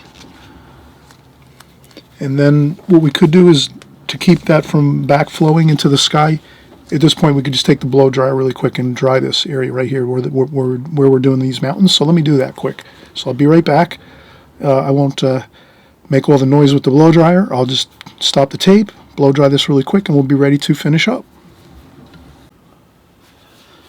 Alright, we are going to switch over to our smaller brush. We did the blow dryer here quick to kind of dry off that land that we were doing, that little bit of mountainous area that kind of just flows down into the water area and the horizon line of the sea. So we have that completed. Everything's dry now. We can take our kneaded eraser, which doesn't make any crumbs, so you can just basically lift up your W from your sails. You could even erase some of the pencil lines if you want from your sails. If that's something that you want to do, you can do that. I like seeing the pencil lines, so I like to leave them, but that's me. So I'll take a look over here. We're using some burnt sienna, burnt umber, burnt sienna here, raw umber, maybe a little bit of cerulean blue, just for some kind of cooler colors, and that might be over here. So I'm going to start over here and do this boat here.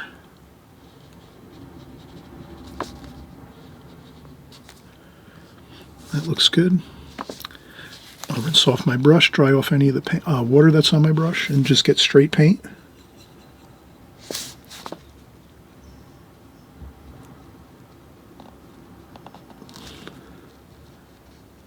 And I'll just go right over like that. And then maybe I'll use some yellow ochre.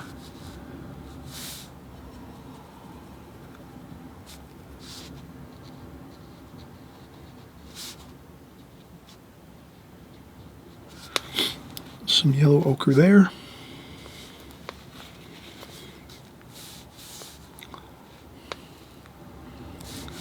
Maybe some French ultramarine blue with the green. So I'll change up the colors a little bit on maybe some of these boats here.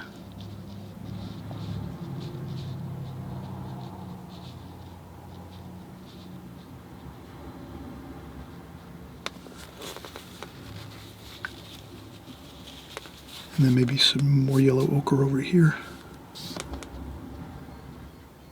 And again, I'm using straight paint, no water really. I just rinsed off my brush and dried off the water on the tissue. And I'm just using straight paint now to get these really beautiful, exciting colors.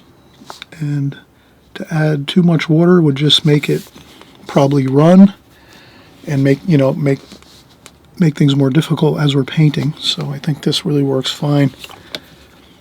Just keeping the water at a minimum, and then we can take some more of that sky wash color and then maybe paint underneath the boat like that, and maybe even some in here, just a tiny bit there maybe.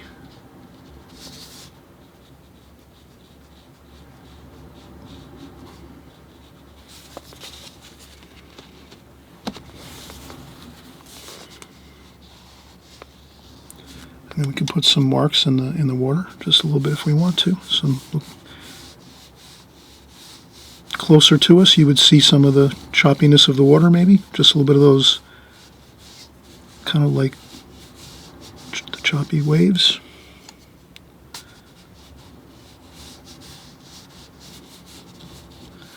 And then as you go close or further into the distance, you would not see those.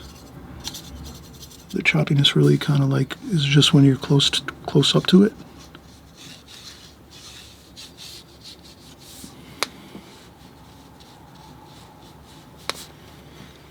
Maybe a little bit like this. And that's all. Just a little bit of details to it. Maybe this would be maybe I wouldn't have too much white paper in the water. I would maybe try to just blend in the water, maybe with a lighter bit of paint, maybe a little bit of Viridian. Sometimes Viridian looks really good, maybe close up here. Some Viridian. Like that.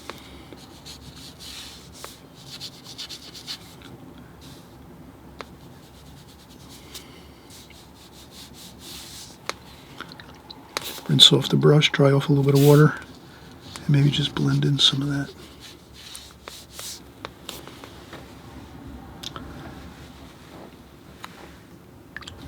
And then maybe we'll just do our mast and we'll finish up. That'll be it. Maybe a little more of that blue over here between these two boats.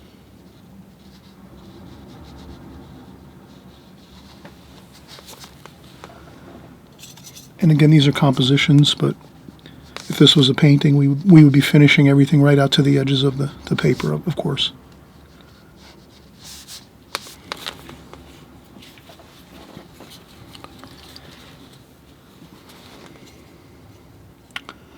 So we'll do our mast. I'll make it like a grayish color. It's kind of in the distance a little bit. And I'll start out here. Skip a little bit. I'm not going to make the whole thing.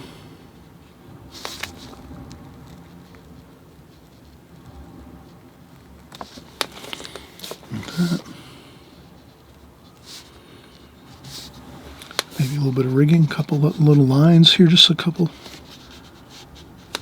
If you make the lines too thick, you just dry off your brush a little bit. And that gives you the finer lines that you can barely see, just to give us an indication that there's some rigging lines there.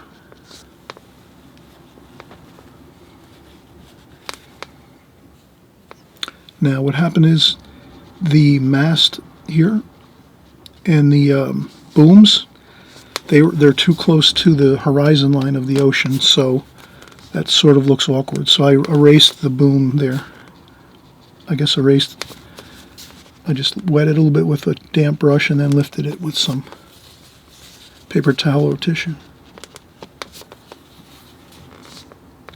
Then I can get that dark in here again, just like that.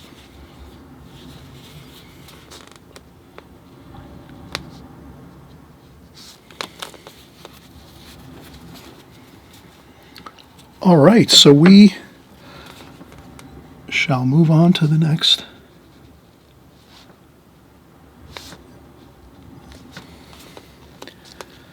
We're at number 4. And let's, I'm probably going to need to retape. All right, so we're going to move on to number 5. And I'll just lift up this tape.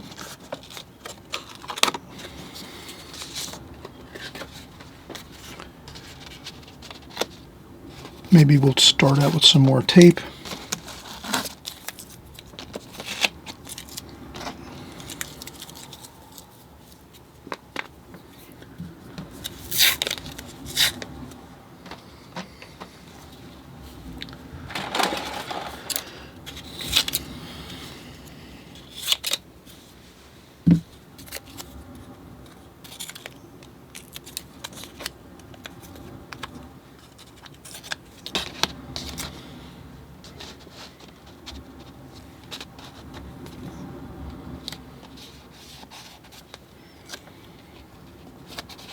I'm just going to start with some new tape.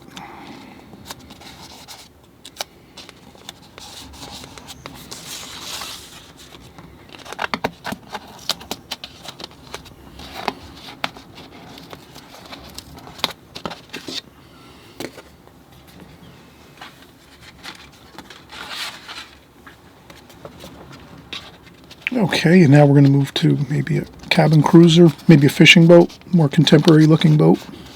This one's in my new book. You'll see my new book down below in the comments section.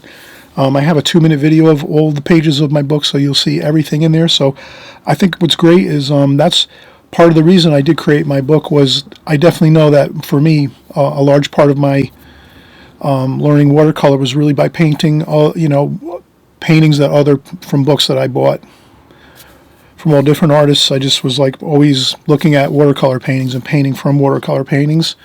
That I think is a huge advantage if you can do that.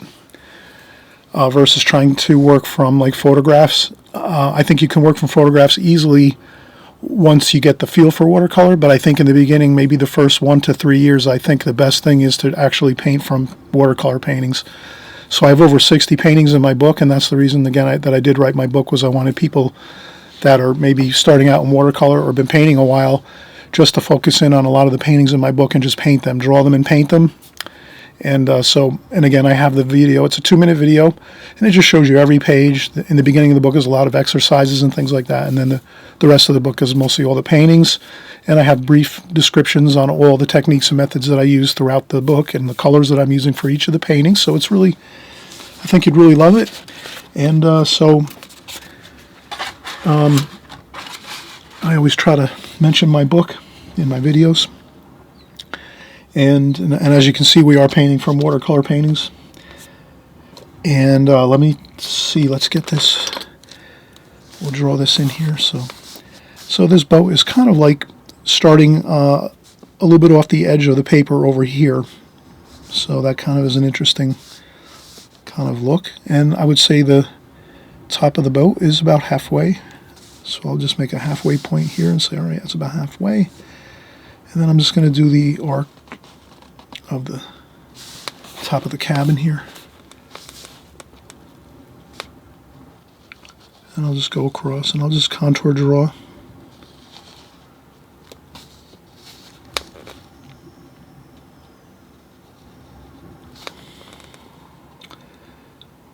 Now here, I'm going to try to find the center point. I think it's about here.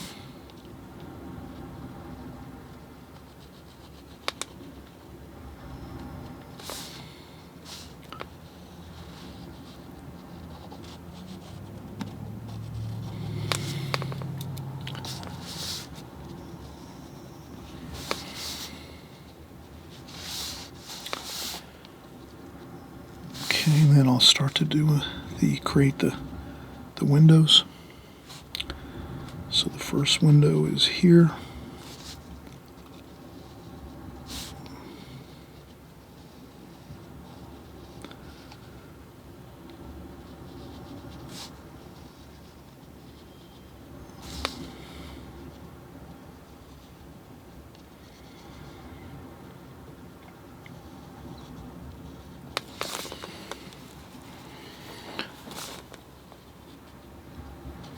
And I'm just going to go over here to this side and do the window over here. Window there.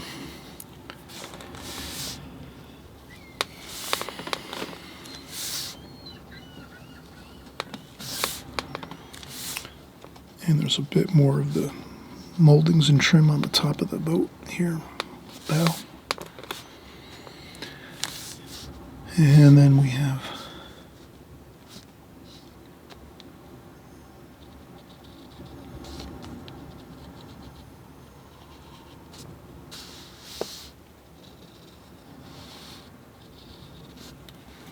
and if I need to extend the line, I draw the line first and then erase the other line there. And then there's some structure here.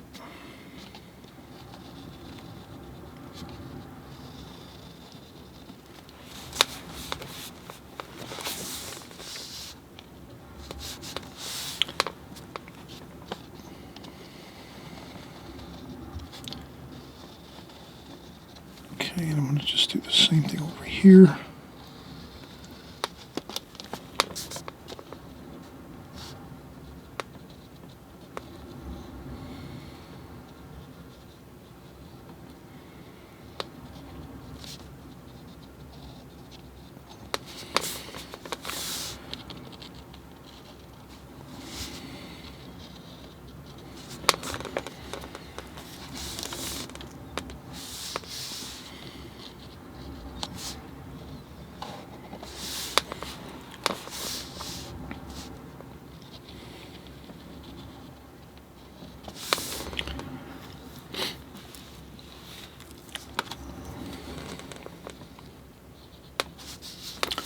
I think that's pretty good. We have the water over here, the distant water. And that's it. We'll just have a fun time creating this bit of color and light and shadow. I'll take a quick break right now, and when we come back, we'll just start in with the alla prima method style of painting this painting, which is starting out with most of the darker colors up here and in the windows and in the actual bow of the boat, and then we'll start doing the lighter tonal values in the ocean here in the sky, and I think we'll have a really nice finish to the painting here. Alright, so we're going to get started with some of our darks. Let's go with some French ultramarine blue, and again mostly paint, not much water.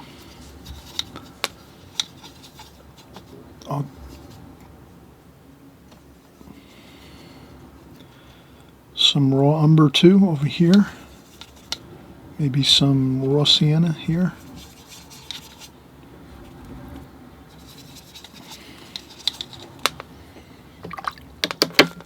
I'll just do the same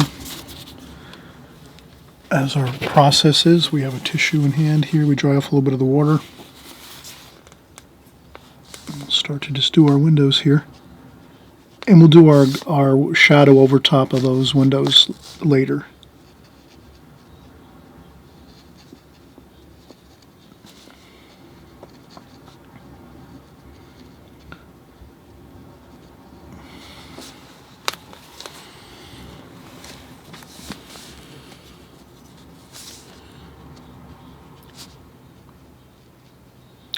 And what's fun about watercolor is if you want to, you can kind of see how I'm painting beyond my pencil line. So if you draw something and it's not exactly accurate, you can always go in while you're painting and you can just adjust some of your drawing with your actual painting. So that's one of the fun things about watercolor, is you actually can change things around as you go. I like to get warm and cool everywhere, so I'm going to put some gold raw umber here and yellow ochre.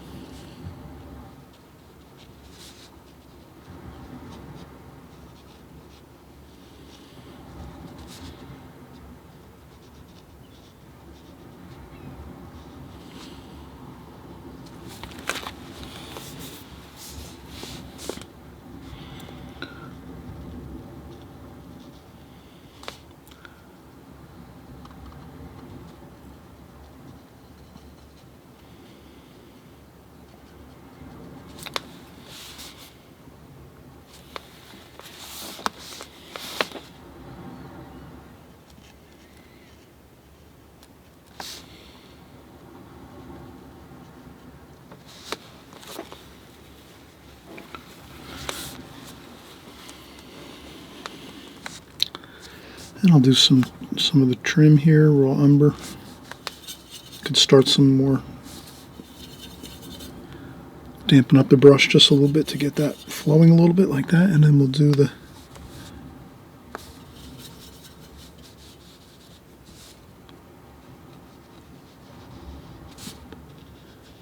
trim on the boat.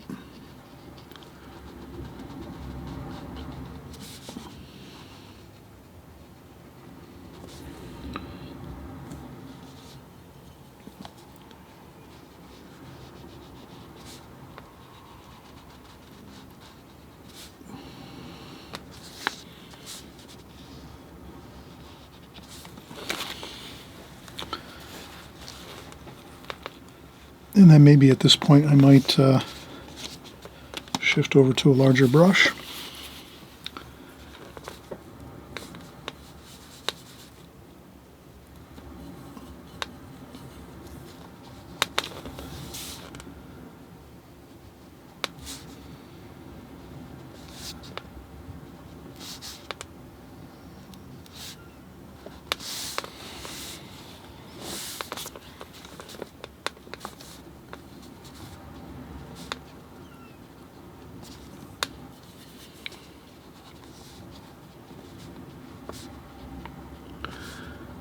like to mix up the colors, warm and cool.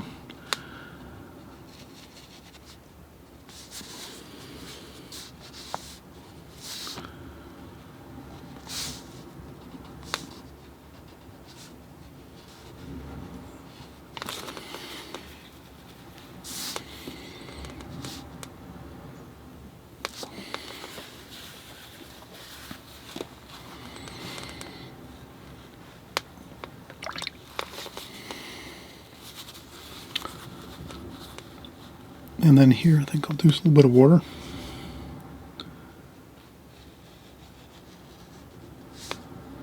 Across like that.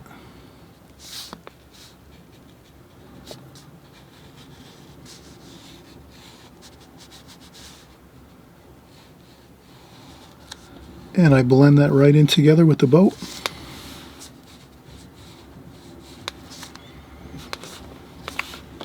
A little bit of a darker tone up here.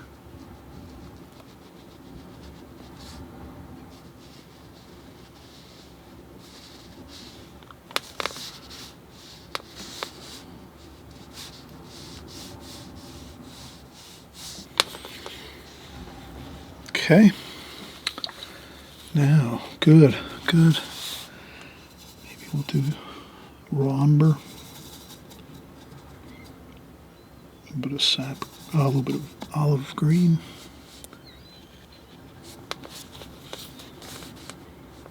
I think I'll go back to the smaller brush now.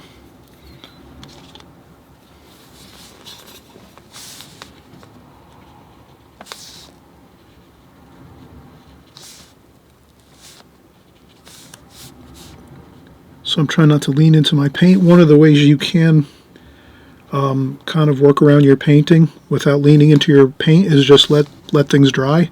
So right now, if we let all of this dry down here, either if we use a blow dryer and dry it off, or if we just let it dry for like an hour or two, then you can come back in and rest your hand on this, painting here. The only thing is you do have to worry that you don't have any paint on your hands. Sometimes paint gets on our hands when we're like picking up brushes or touching our paints or working around the studio. So that's the only thing that sometimes can get us in trouble a little bit with the leaning on our paintings. But if it's pretty much dry and you can put your hand right on there and then work right over the top, and we can get these washes in up here. This looks like a tarp or something on the top of the boat.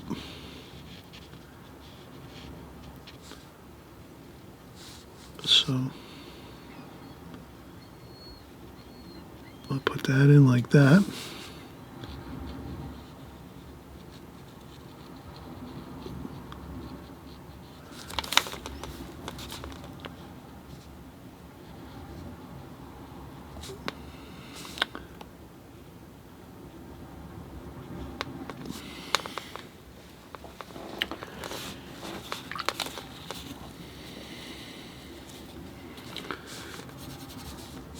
And we can change things around. Maybe I'll just leave that white up top there. Again, we're just doing a composition here, having a fun time.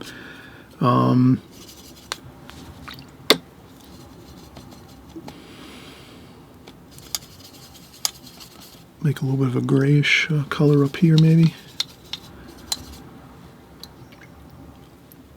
I'm not sure. I think over here might be a little bit better.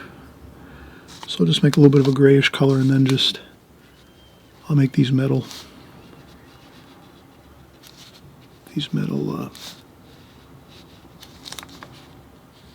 tubular frames that are on the top of the boat for rigging. I'll put those up here.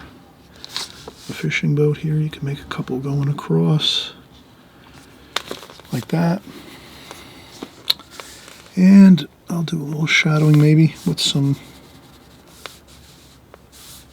maybe some Viridian green and some cobalt blue. A little bit of shadowing under there. We're going to do our shadowing under here like this.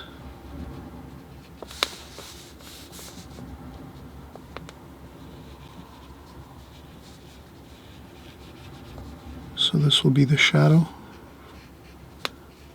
from this canopy where the cabin is.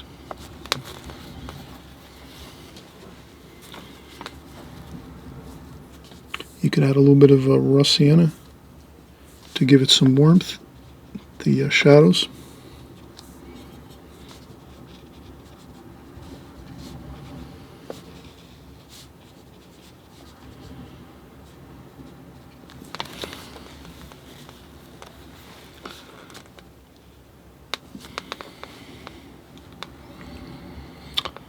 And that's about it. I think we're fine with that. Let's just do a little bit of sky wash.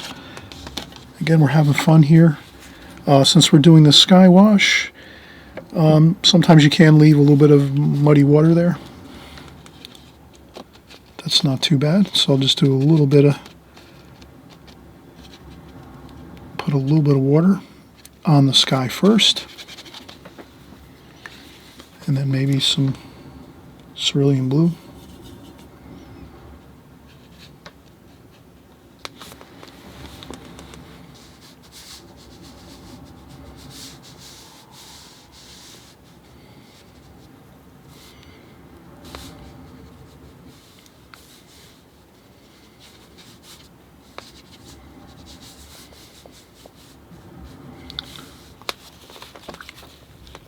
And if you go over something, you can try to lift it up quick.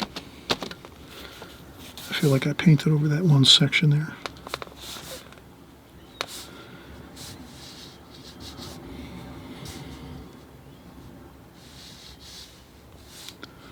And then the clouds always get really closer together. You'll see kind of like the clouds in the distance like this.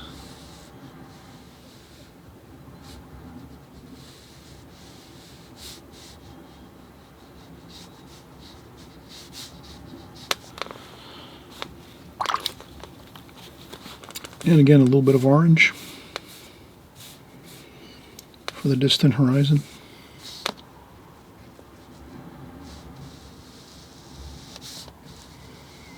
And then blend it up a little bit there like that. And I think that's good. All right, so we're going to do one more. We'll pick out something. Actually, I have a really good idea. It'll be a surprise. We're going to come right back and work on one last painting for this series. And again, we're doing all boats, practicing boats on these compositions all the way through. And what happens is we kind of really, it locks into our minds some of the processes we've got, the methods we've done over and over and over again, all through 6 of these paintings. So let's let this dry, and then we'll set up a new 2 new sheets of paper, and we'll finish up. All right, let's get set up for our next painting.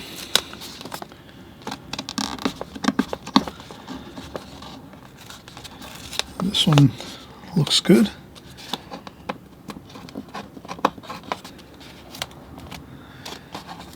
Okay.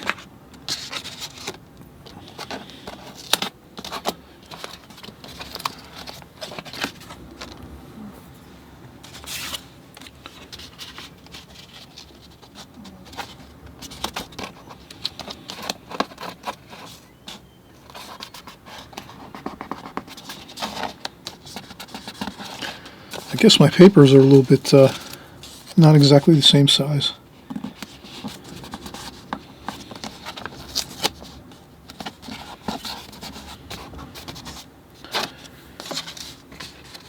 And then this here, this is my friend's boat. He asked me to create a painting for him, so I might as well practice.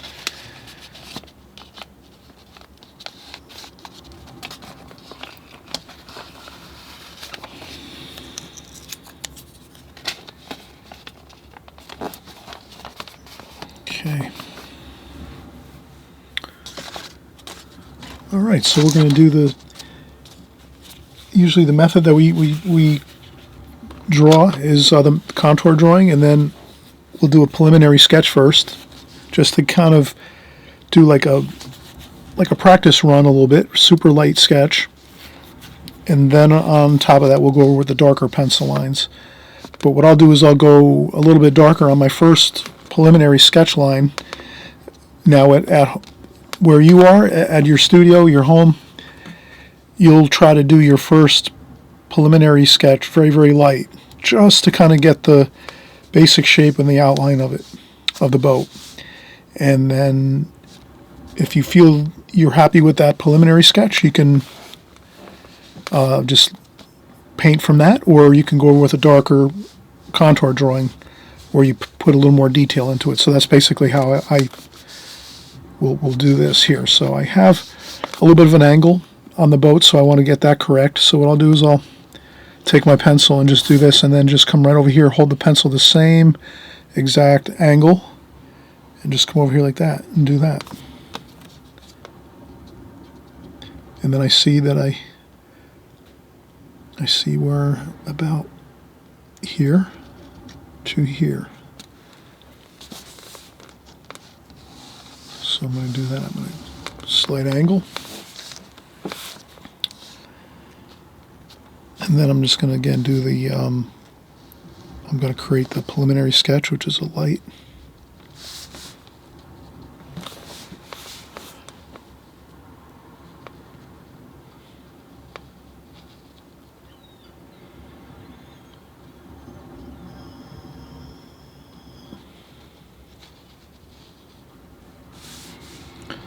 Maybe I'll come down here and get the main.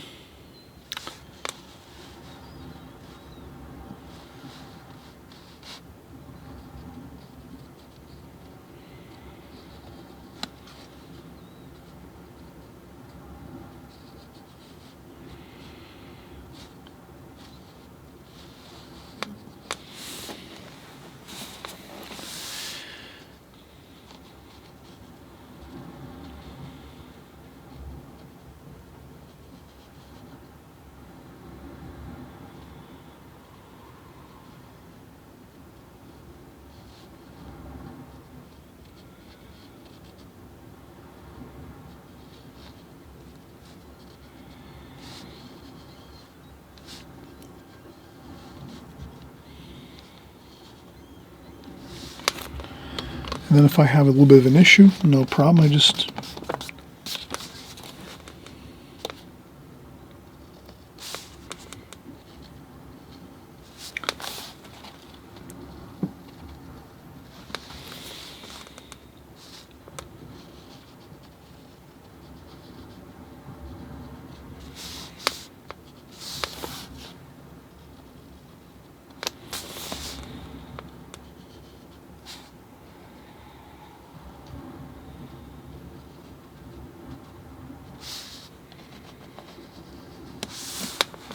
okay.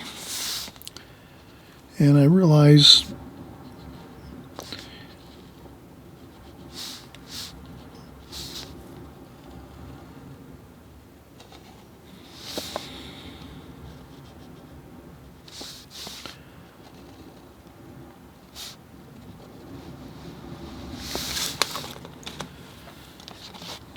that's all. I just do a little bit of, correction here and there.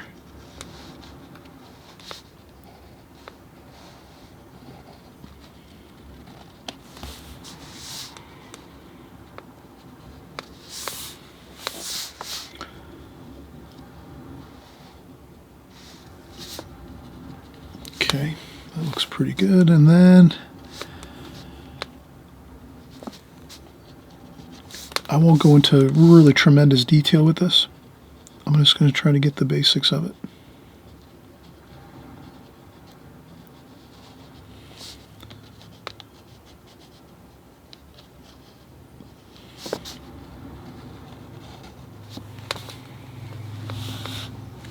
And I think I just, I made it a little bit, not as long as it should be, I think. I think I just sort of, this is a square sheet of paper, and this is more of a rectangle, I think, as far as the, but I'm just going to go with it. And then there's some railings that go around the other side, and then this goes down like this.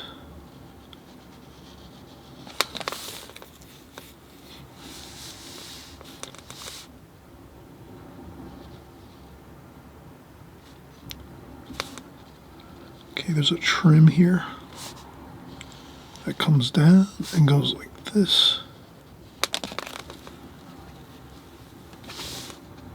And then another pinstripe, I think, maybe.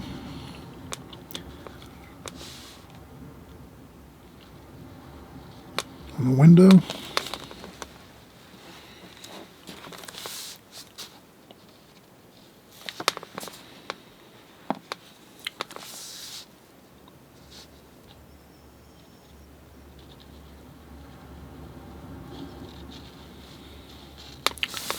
There's a shadow in there. That's the other side of the cap on the boat.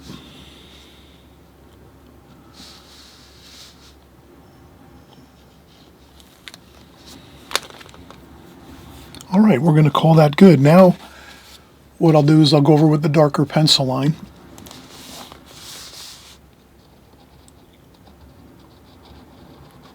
Contour drawing it.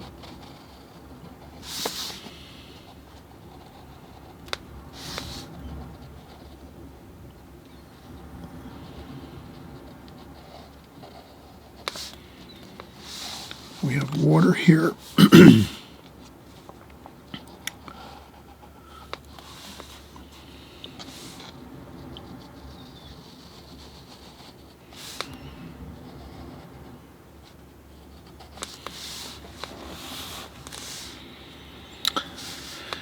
And then we have some pinstriping maybe here.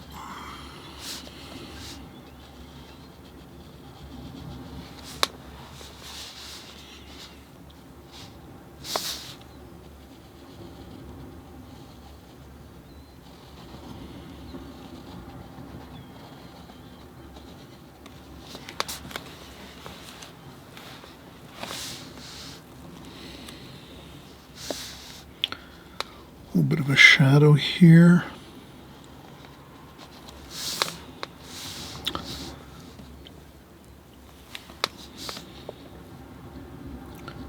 And GPS maybe here.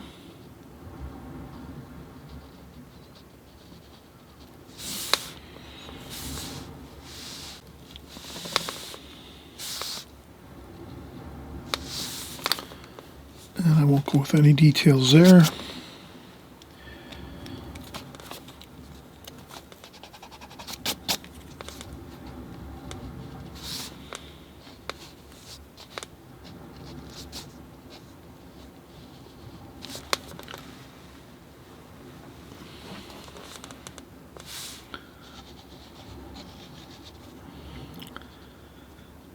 And I'll just get the railings.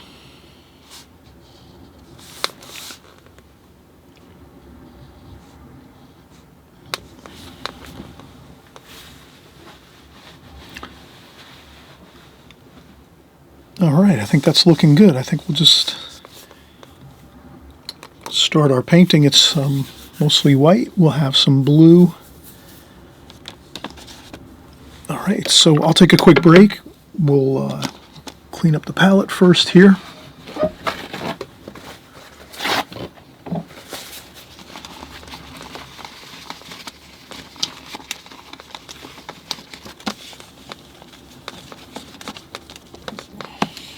Okay.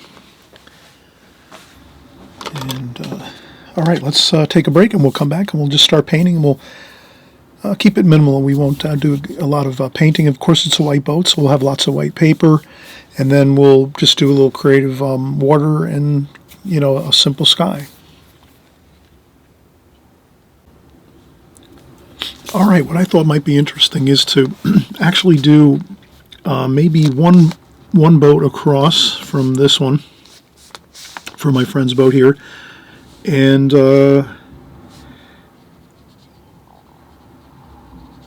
just maybe a vagueness of it.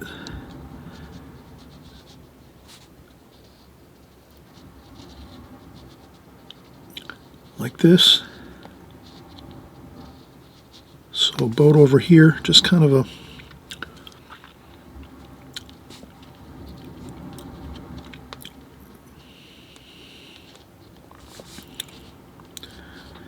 and then some trees back here. So this might give it a little bit more interesting of a look here. And a pine tree. That looks kind of cool. So we have a pine tree over here.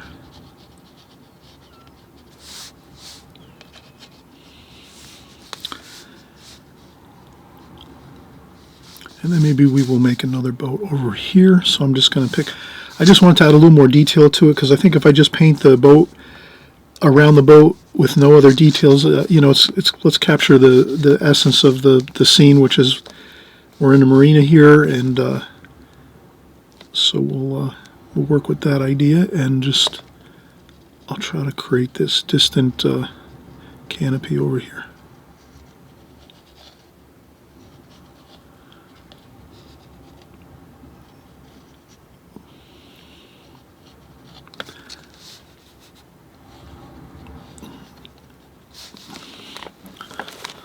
So this boat has a canopy, and then alongside the canopy there's an American flag, so we're going to have that.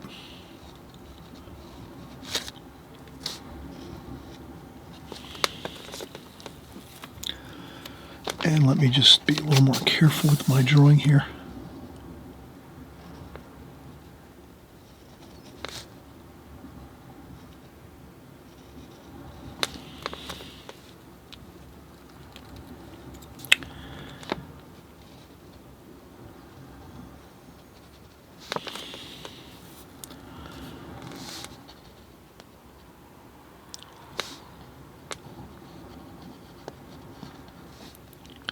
And I'll just kind of leave it as a very, like, a few shapes over here, just to kind of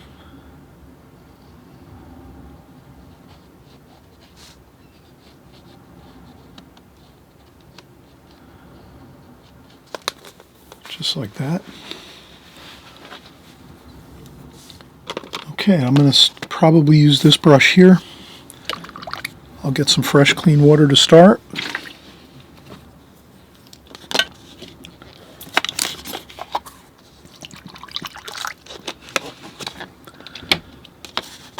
And I guess we'll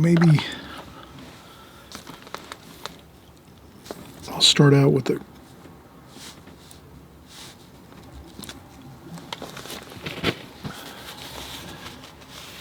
French ultramarine blue, some cobalt blue, a little bit of raw umber over here, and I'll start to get in this blue canopy on the top.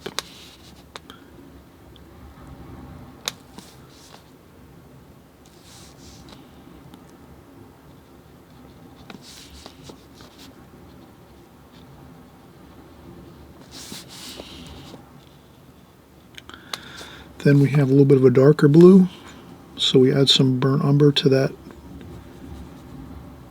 French ultramarine blue.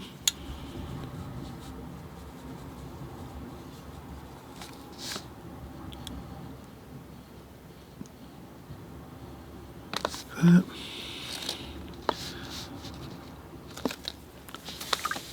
And rinse off the brush, dry off a little bit of the water. Again, we're using mostly straight paint, very little water.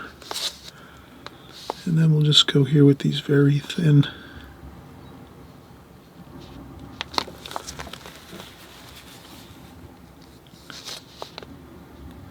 bits of cloth, canvas.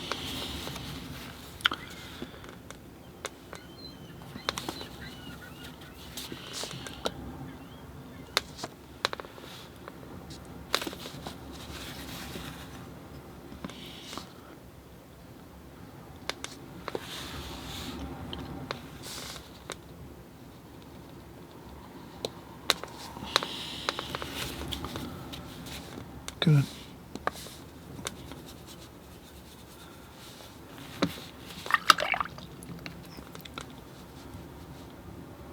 Seems to be a very light blue with a little bit of green in it for the window on the boat.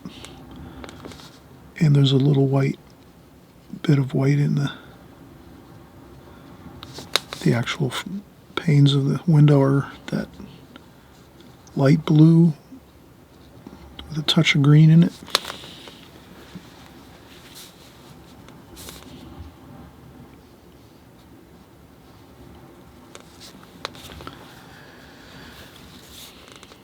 Okay, then we have more of that trim, cobalt blue. Dry off a little bit of the paint off the brush. Keep the brush with minimal paint in it for very fine lines. And then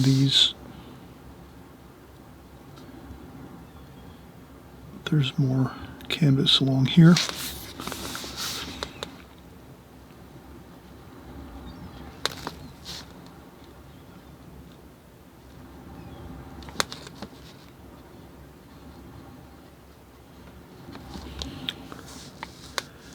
Maybe a little bit of raw sienna.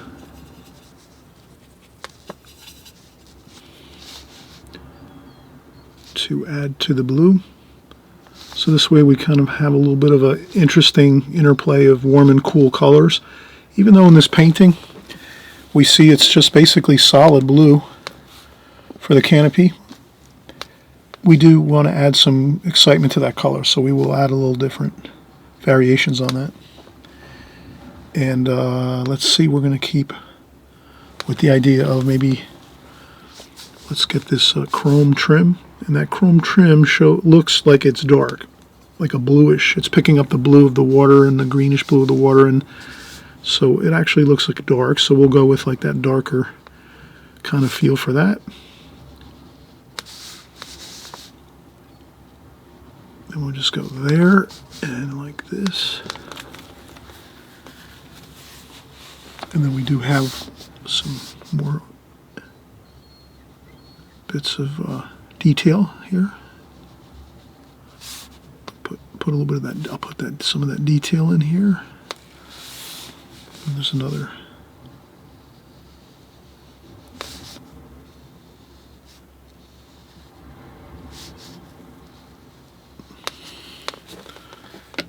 And then there's a bit of a shadow under there. So I will make that a little bit. That should be good, I think, here. And then it gets a little bit wider there, like that.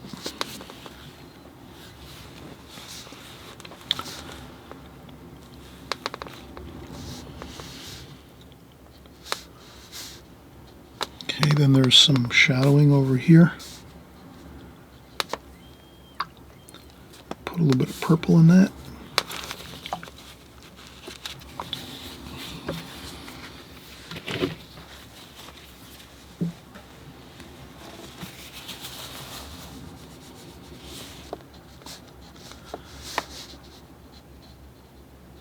So I'm working some of the shadows over here. Quite a bit in shadow over here.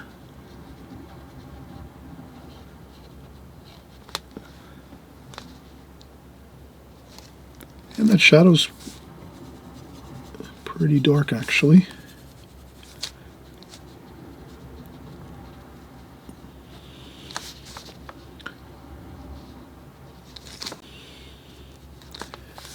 And it's even got a little bit of a darker feel to it over here.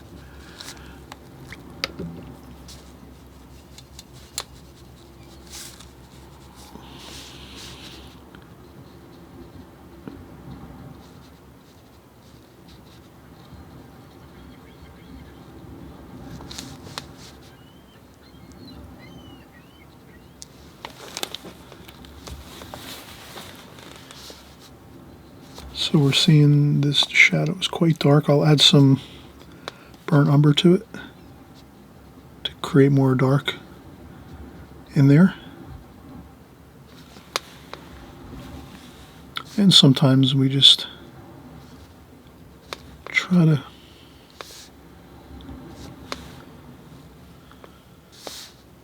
do the best we can with getting some of the darks and the shadows and things. And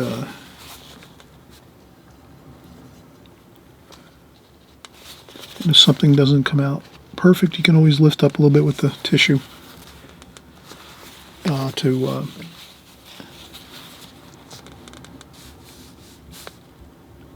recorrect something, and then go back in. And a little bit of burnt sienna here. I'll just lighten it up a little bit with a damp brush.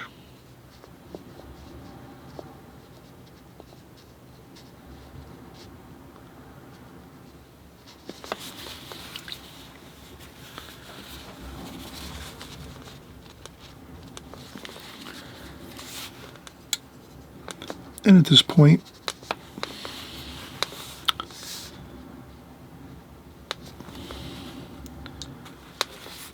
things are looking pretty good. We're going to just keep working the, there's some dark over here. That looks like another boat over here, so I'll put that dark over here. And I'm just actually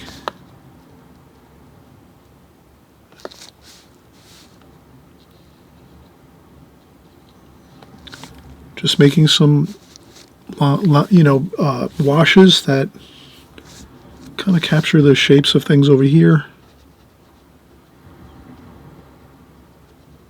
We're using negative shape painting right now, really. We're painting objects around the main object, the boat. This happens to be shadows from the other boats over here in shadow. So if we just stick with the idea of we're just painting shapes and things. Over here is another boat, and it's in shadow, some of the parts of the boat. So we just kind of put the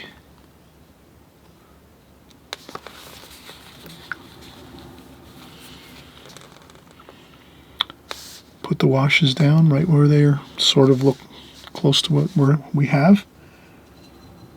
And then there's some more.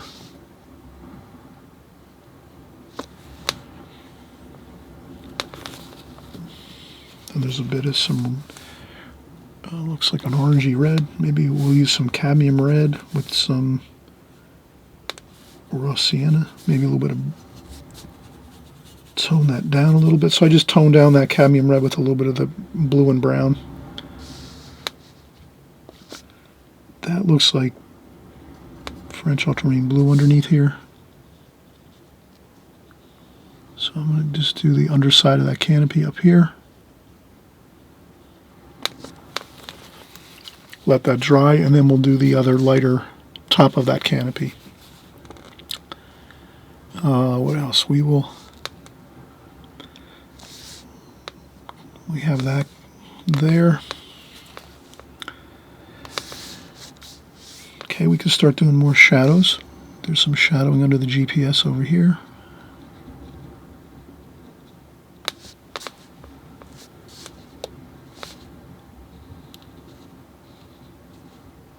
And some shadow on that.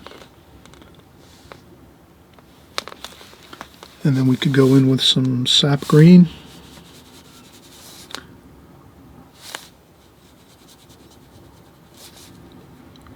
French ultramarine blue and some raw umber. Maybe a little bit of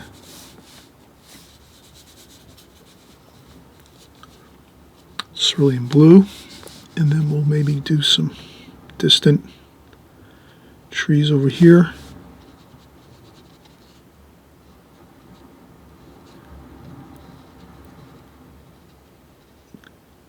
And what I'll try to do is sort of get those railings on the other side, the railings that are curving around the other side of the boat here. I'll try to get those kind of painted, again, using negative shape painting, painting around the railings, and then the railings appear.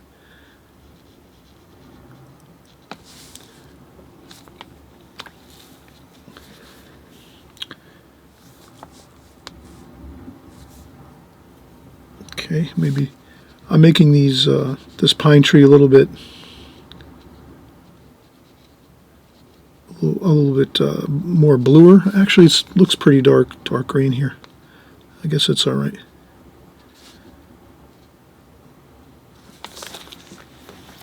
So I'm trying to build up some different interesting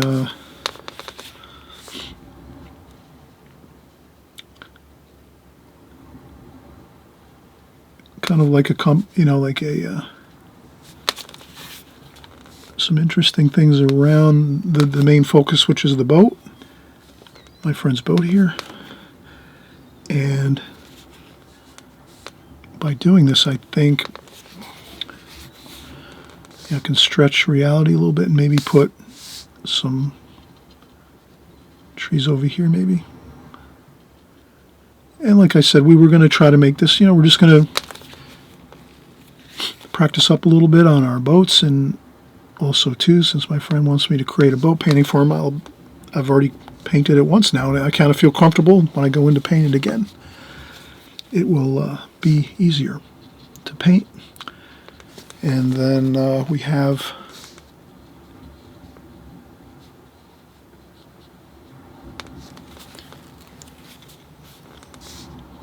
and the back of the boat with this shadow area here. That's kind of difficult to paint because it's kind of like, what I will do is probably request a few more pictures of the boat. This one's a good picture, but it's a little difficult to paint. But I can change it too. I can find boats that look just like this, or actually find the same make and model of this boat online and maybe see it in a different angle. That might be a little bit better. It might help me to create a better looking painting. That's my main thing, is I want to have a creative, good looking, creative painting. That's the main thing.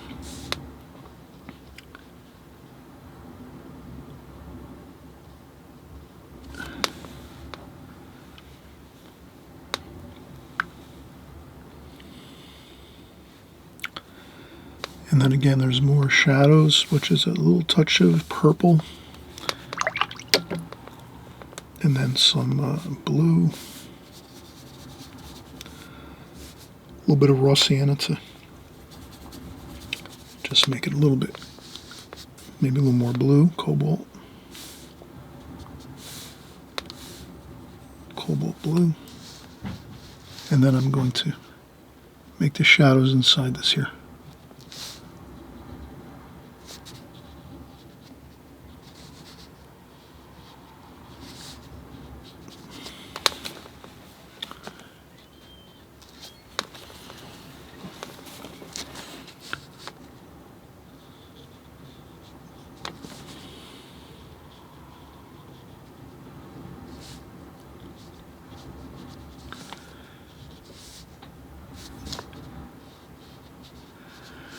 And I just do some of the lines that I'm seeing, just so that it makes sense in a way. And I can darken up a little bit of these spots here. Maybe a little more French ultramarine blue.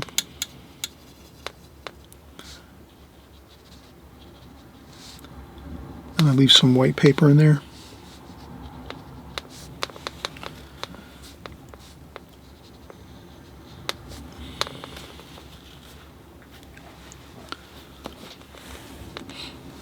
And then there's some more very, very subtle. But I think that's looking pretty good right now. This here is the same. I need to have a little bit of that shadowy color in here.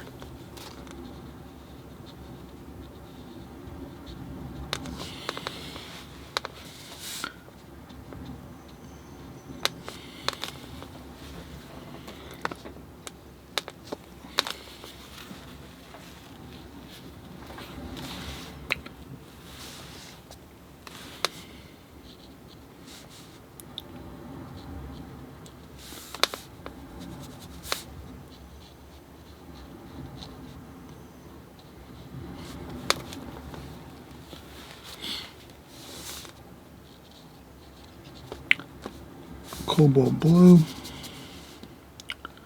going to start to get some water in here. Green and blue.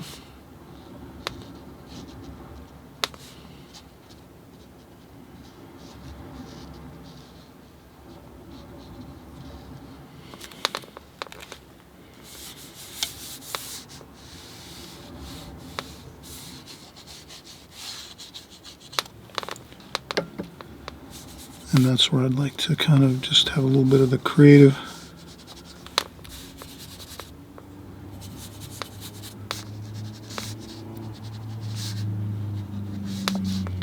It's a little bit darker down here.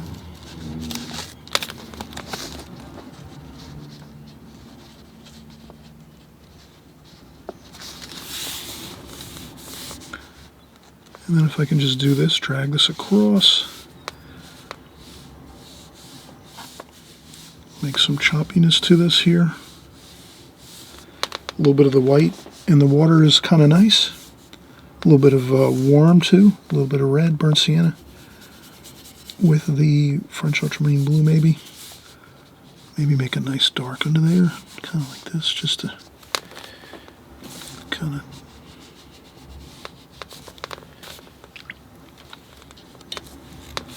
Okay, I'm going to leave that as is.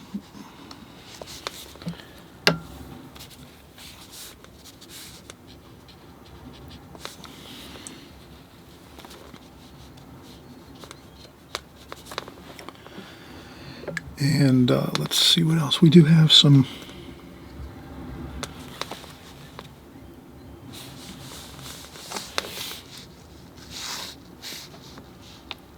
we could do some of these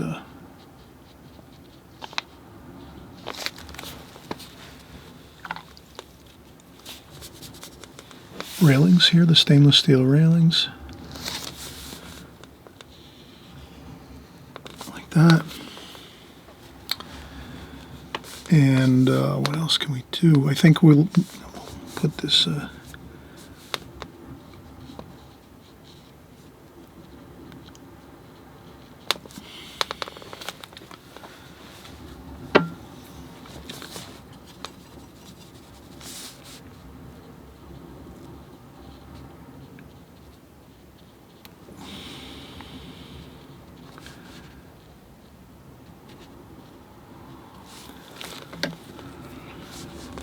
and a little bit of green, sap green, straight sap green.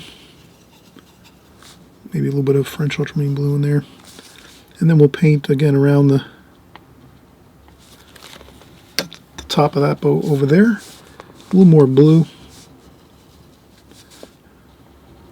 Kind of makes it feel like it's in the distance there.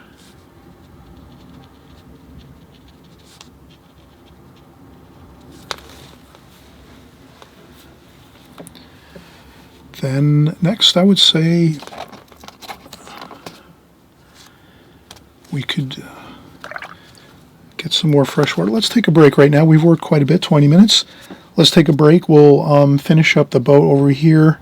We'll do some just minimal sky wash, and then maybe just finish up with some details with the boats behind this boat here.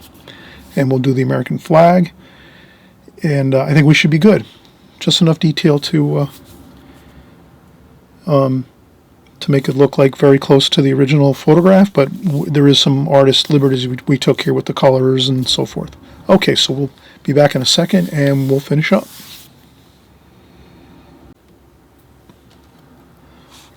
All right, so we're going to finish up here. I wanted to do these few details here. I noticed.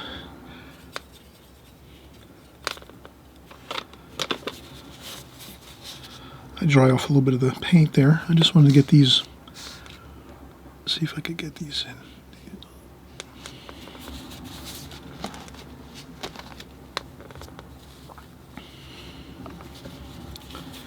And then I'm going to see if I can get some of that green to show up through here. So I want to try to make this look like we can see through it.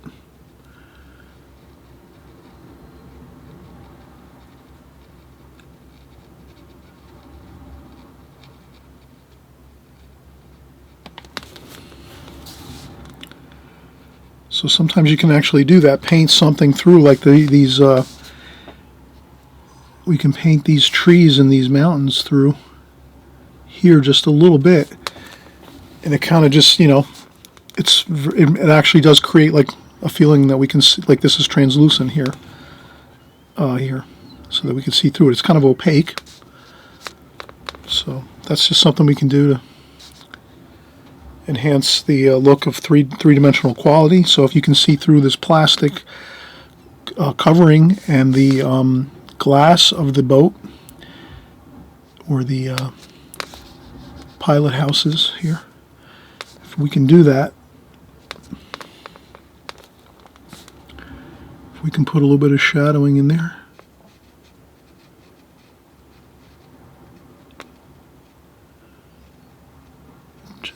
Could do that. I think it does help. It makes it look like it's glass. It definitely will enhance that look of three-dimensional quality. And over here too as well. We can get some of these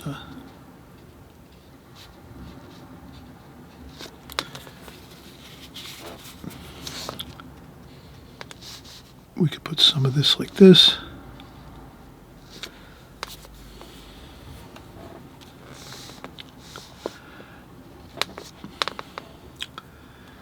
Now let's do some sky wash. I think also over here, I think we'll just leave that. Maybe we'll bring that green, bit of green down here a little more, and we'll put some water there.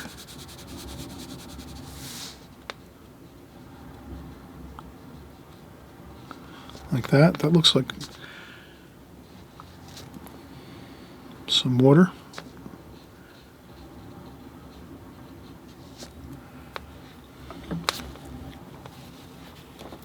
And again, creating really nice three-dimensional quality. And I think we can do the sky now. I'll use a larger brush, I think, for the sky.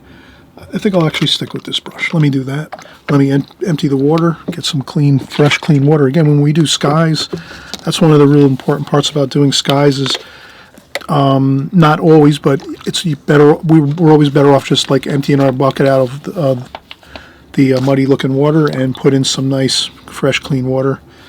And then here I can put some fresh clean water and just sort of, I think I'll go across like parallel on this here. Really nice sky in the photograph here. Maybe I'll try to just mimic some of that if I can. I think I already just started now, so in any case, let me paint around the American flag here, just so that we don't infiltrate that with water. Color of sky. Let's leave that kind of white paper for now. We'll put in the stripes and the stars. And then I'll just lift up the tape over here. Add a little more water up here. Usually I like to just add the water up higher in the paper, the fresh clean water higher in the paper, and then just a little bit toward the bottom, but more water up on the top. And then let's do the same thing. Let's just go around the tree here and around the distant shoreline with a damp brush. It gives us the option of just having the paint stop at that point just before it touches and starts infiltrating into those trees and so forth, and the distant trees over here. So that buys us some time. We can always go back later once everything dries in the sky and then just take some sky color and then go really lightly and touch up right to the edges of the trees and so forth and these other areas. I'll do the same thing here. I want to go over the top of this canopy over here with a little bit of some damp brush. Again, so that I don't have my sky color flowing down into that area. These are subtle things, but they really do. These really help. Pre-wetting the paper is really a great technique. I learned it a number of years ago. Ever since I learned it, I used it here and there, but I seem to be using it more and more now, than I ever have before. So I think it just grew on me, but it's one of those things. I imagine you find the same things too in your painting. You maybe try a different technique or method or something, and then maybe a couple of years later you're using it more, the method and technique, more than you were in the beginning. That's kind of normal, I guess, for watercolor artists to dabble and try different things in their paintings, and then we sort of just use the things that seem to be more sensible to our style of painting and so forth. So, all right, so that seems to be pretty good. A minimal amount of work in the sky, not too much. I want to try to keep it pretty basic and minimal.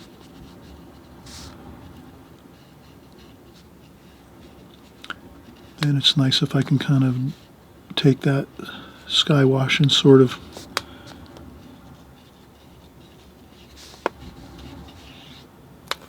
bring it across like this.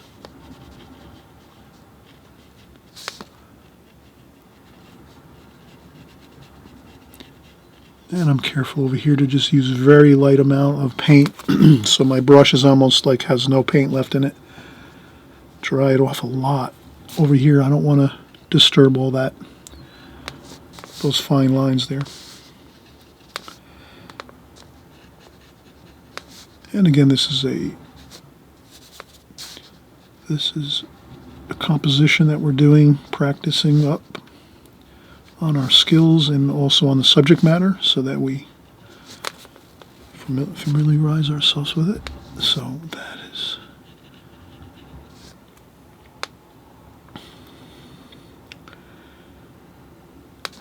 And I might as well just go right to that edge there for that canopy. And I think a little bit of orange for the horizon line is going to read true, because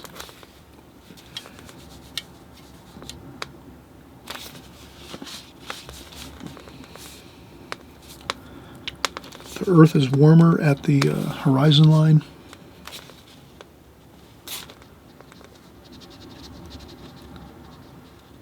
So therefore we get that warm glow at the bottom of the sky. And we can just sort of blend it in up here a little bit. Subtly it works.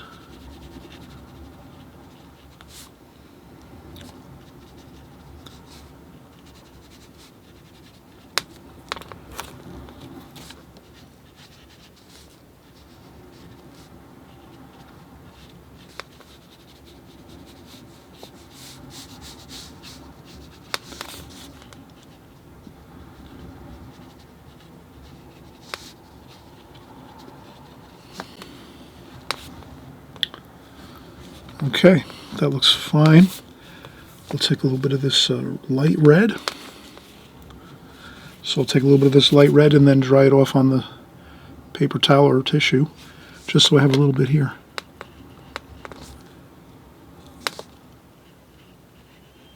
Just to try to match up with that.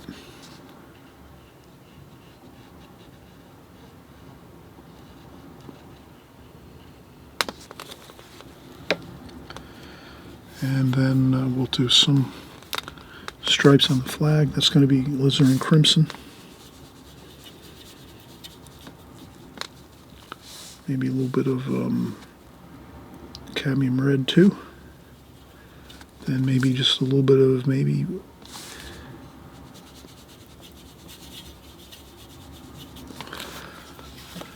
trying to get a good color for that. I think the cadmium red would be good for the bottom of the flag where it looks like it's in the sunlight.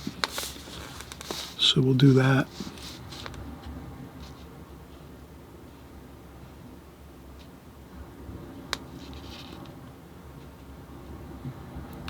And we do it kind of quickly.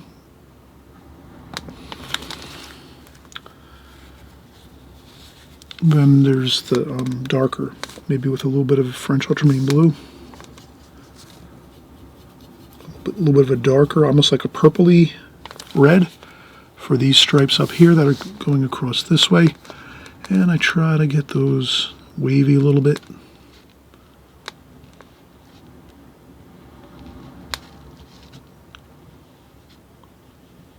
Like that.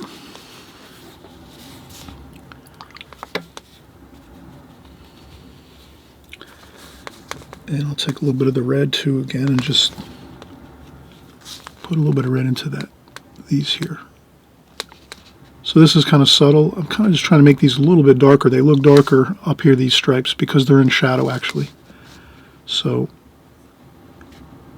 if I just add a little bit of this red to those shadowy purplish color stripes, it looks good. It kind of looks better. And then what I'll do is put a little bit of the blue on the white. That might be a little difficult to do, but I'll see if I can do that. And we'll get the dark blue, French ultramarine blue. Dry off a little bit on the tissue first so we don't have too much paint on our brush. And then I think we can just tap the brush maybe and do some, we'll use some white paint maybe to get some stars on there. I think that'll work too. And we'll take our brush, dry it off one more time. Get a little bit of a grayish color here. A little bit of a grayish color. Twirl the brush around, get that nice point on the brush. And we'll get the top of the flagpole there with the top there. We have the bottom there.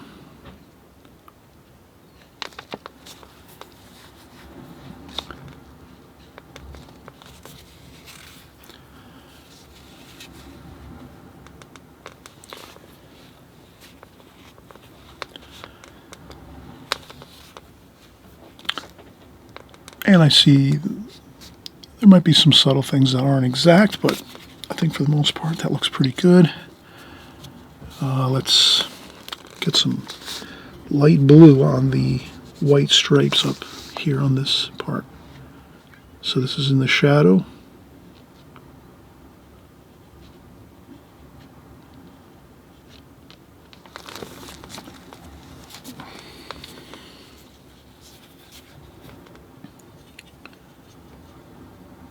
And then we have these stripes. I want to make these right to the bottom there of the, that looks good.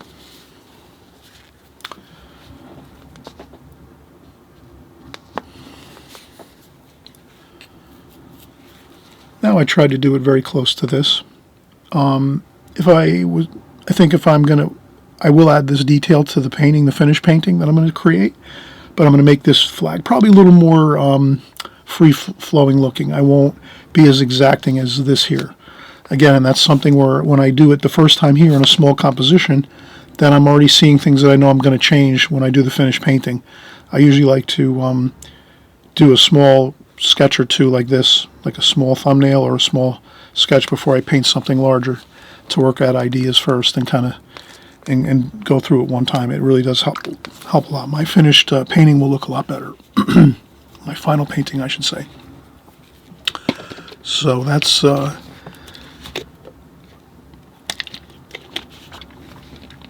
it's looking good so far. We could put a little bit of maybe some more shadowing in here.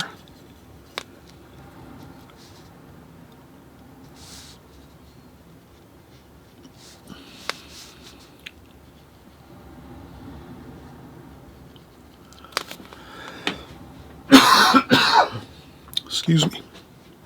I don't have a cough button, actually.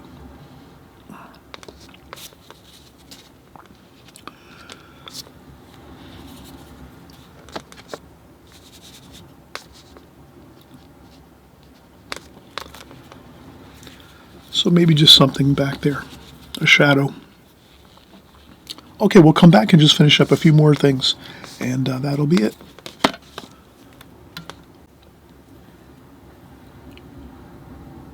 Alright, I'm going to zoom in a little bit here. And I'll just do a few touch-ups here. So I'll use some white, titanium white in a tube. I'll take a little bit of raw sienna or yellow ochre and just put a little bit of that yellow ochre or raw sienna in the top of the tube of paint. And what that does is it just makes the white of the paint a little bit more warmer in color, like it has a tiny bit of that warmer feel to the white. So it just adds a little bit of tone to it and color, a little bit of that warmer sunlight color. So that's what we're doing here. And then I'll use my tissue one more time and I'll dry off some of that white.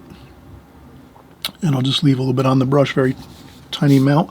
And I'll just do a few details on the painting where I was looking at before and said I needed to maybe add a few, maybe just some subtle bits of light bouncing off some of these, like over here, these stainless steel Lux supports for these canopies here.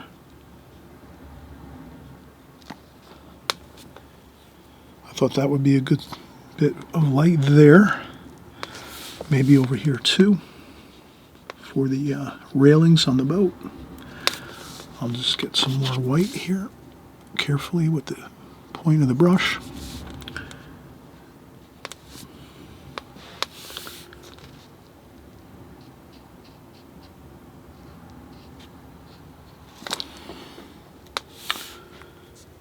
I'm trying to think, this might be a fix-up spot there. I might have added a little bit too much of the yellow ochre. So that's just like a little, if you have a problem where you add too much yellow ochre, you just squeeze out a little bit of the paint and then start.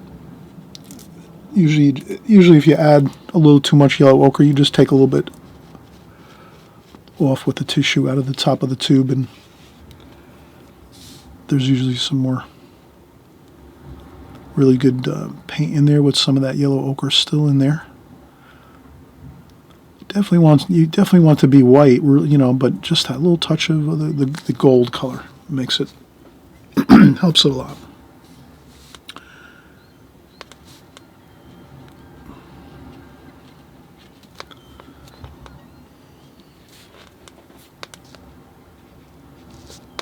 All right, I think that's good.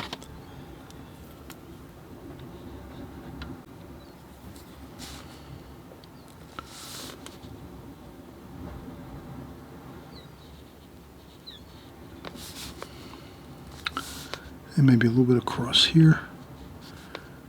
This boat across the way over here. A little bit of white, I think will look good there.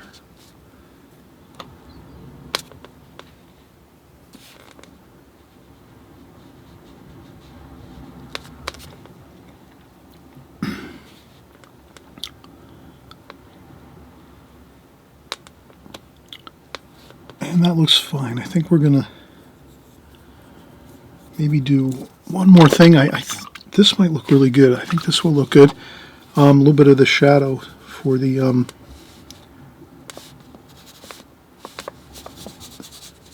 little bit of the shadow for the railings on the boat. So it does. There's a shadow that goes across here like this, and then we see these shadows like that. We just want to make sure we don't paint into the main body of the boat, which I just did, but that's all right. And then we have one here too. So yeah, we have to be careful with the shadows of the railings, but those also really look good.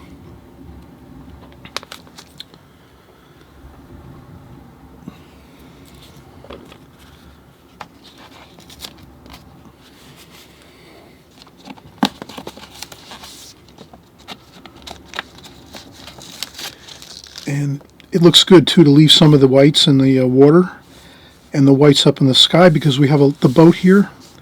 So if you can have some other white areas, leaving your paper white, like in the sky for a cloud, and then maybe a little bit here in the water, especially here too, kind of like choppy water here. And then you'll see that the reflections of the boat, of the white of the boat, are in the water.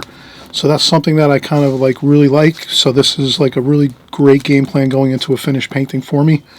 And this is what I'm going to do. Actually, I'm going to use this and this both at the same time as I create the finished painting for my friend Michael. And I hope you had a great time painting boats. We had so much fun. And at this point, I hope you'll subscribe so you stay close to us here in our on our channel. On my channel, I'm doing everything watercolors every weekend.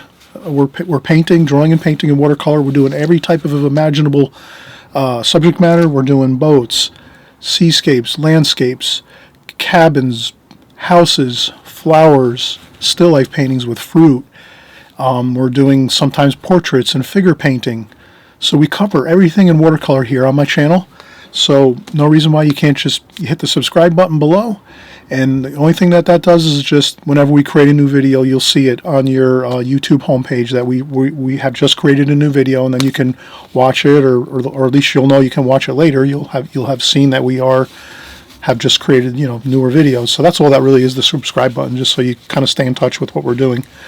And other than that, we're just having a great time, enjoying the journey of watercolor. It's just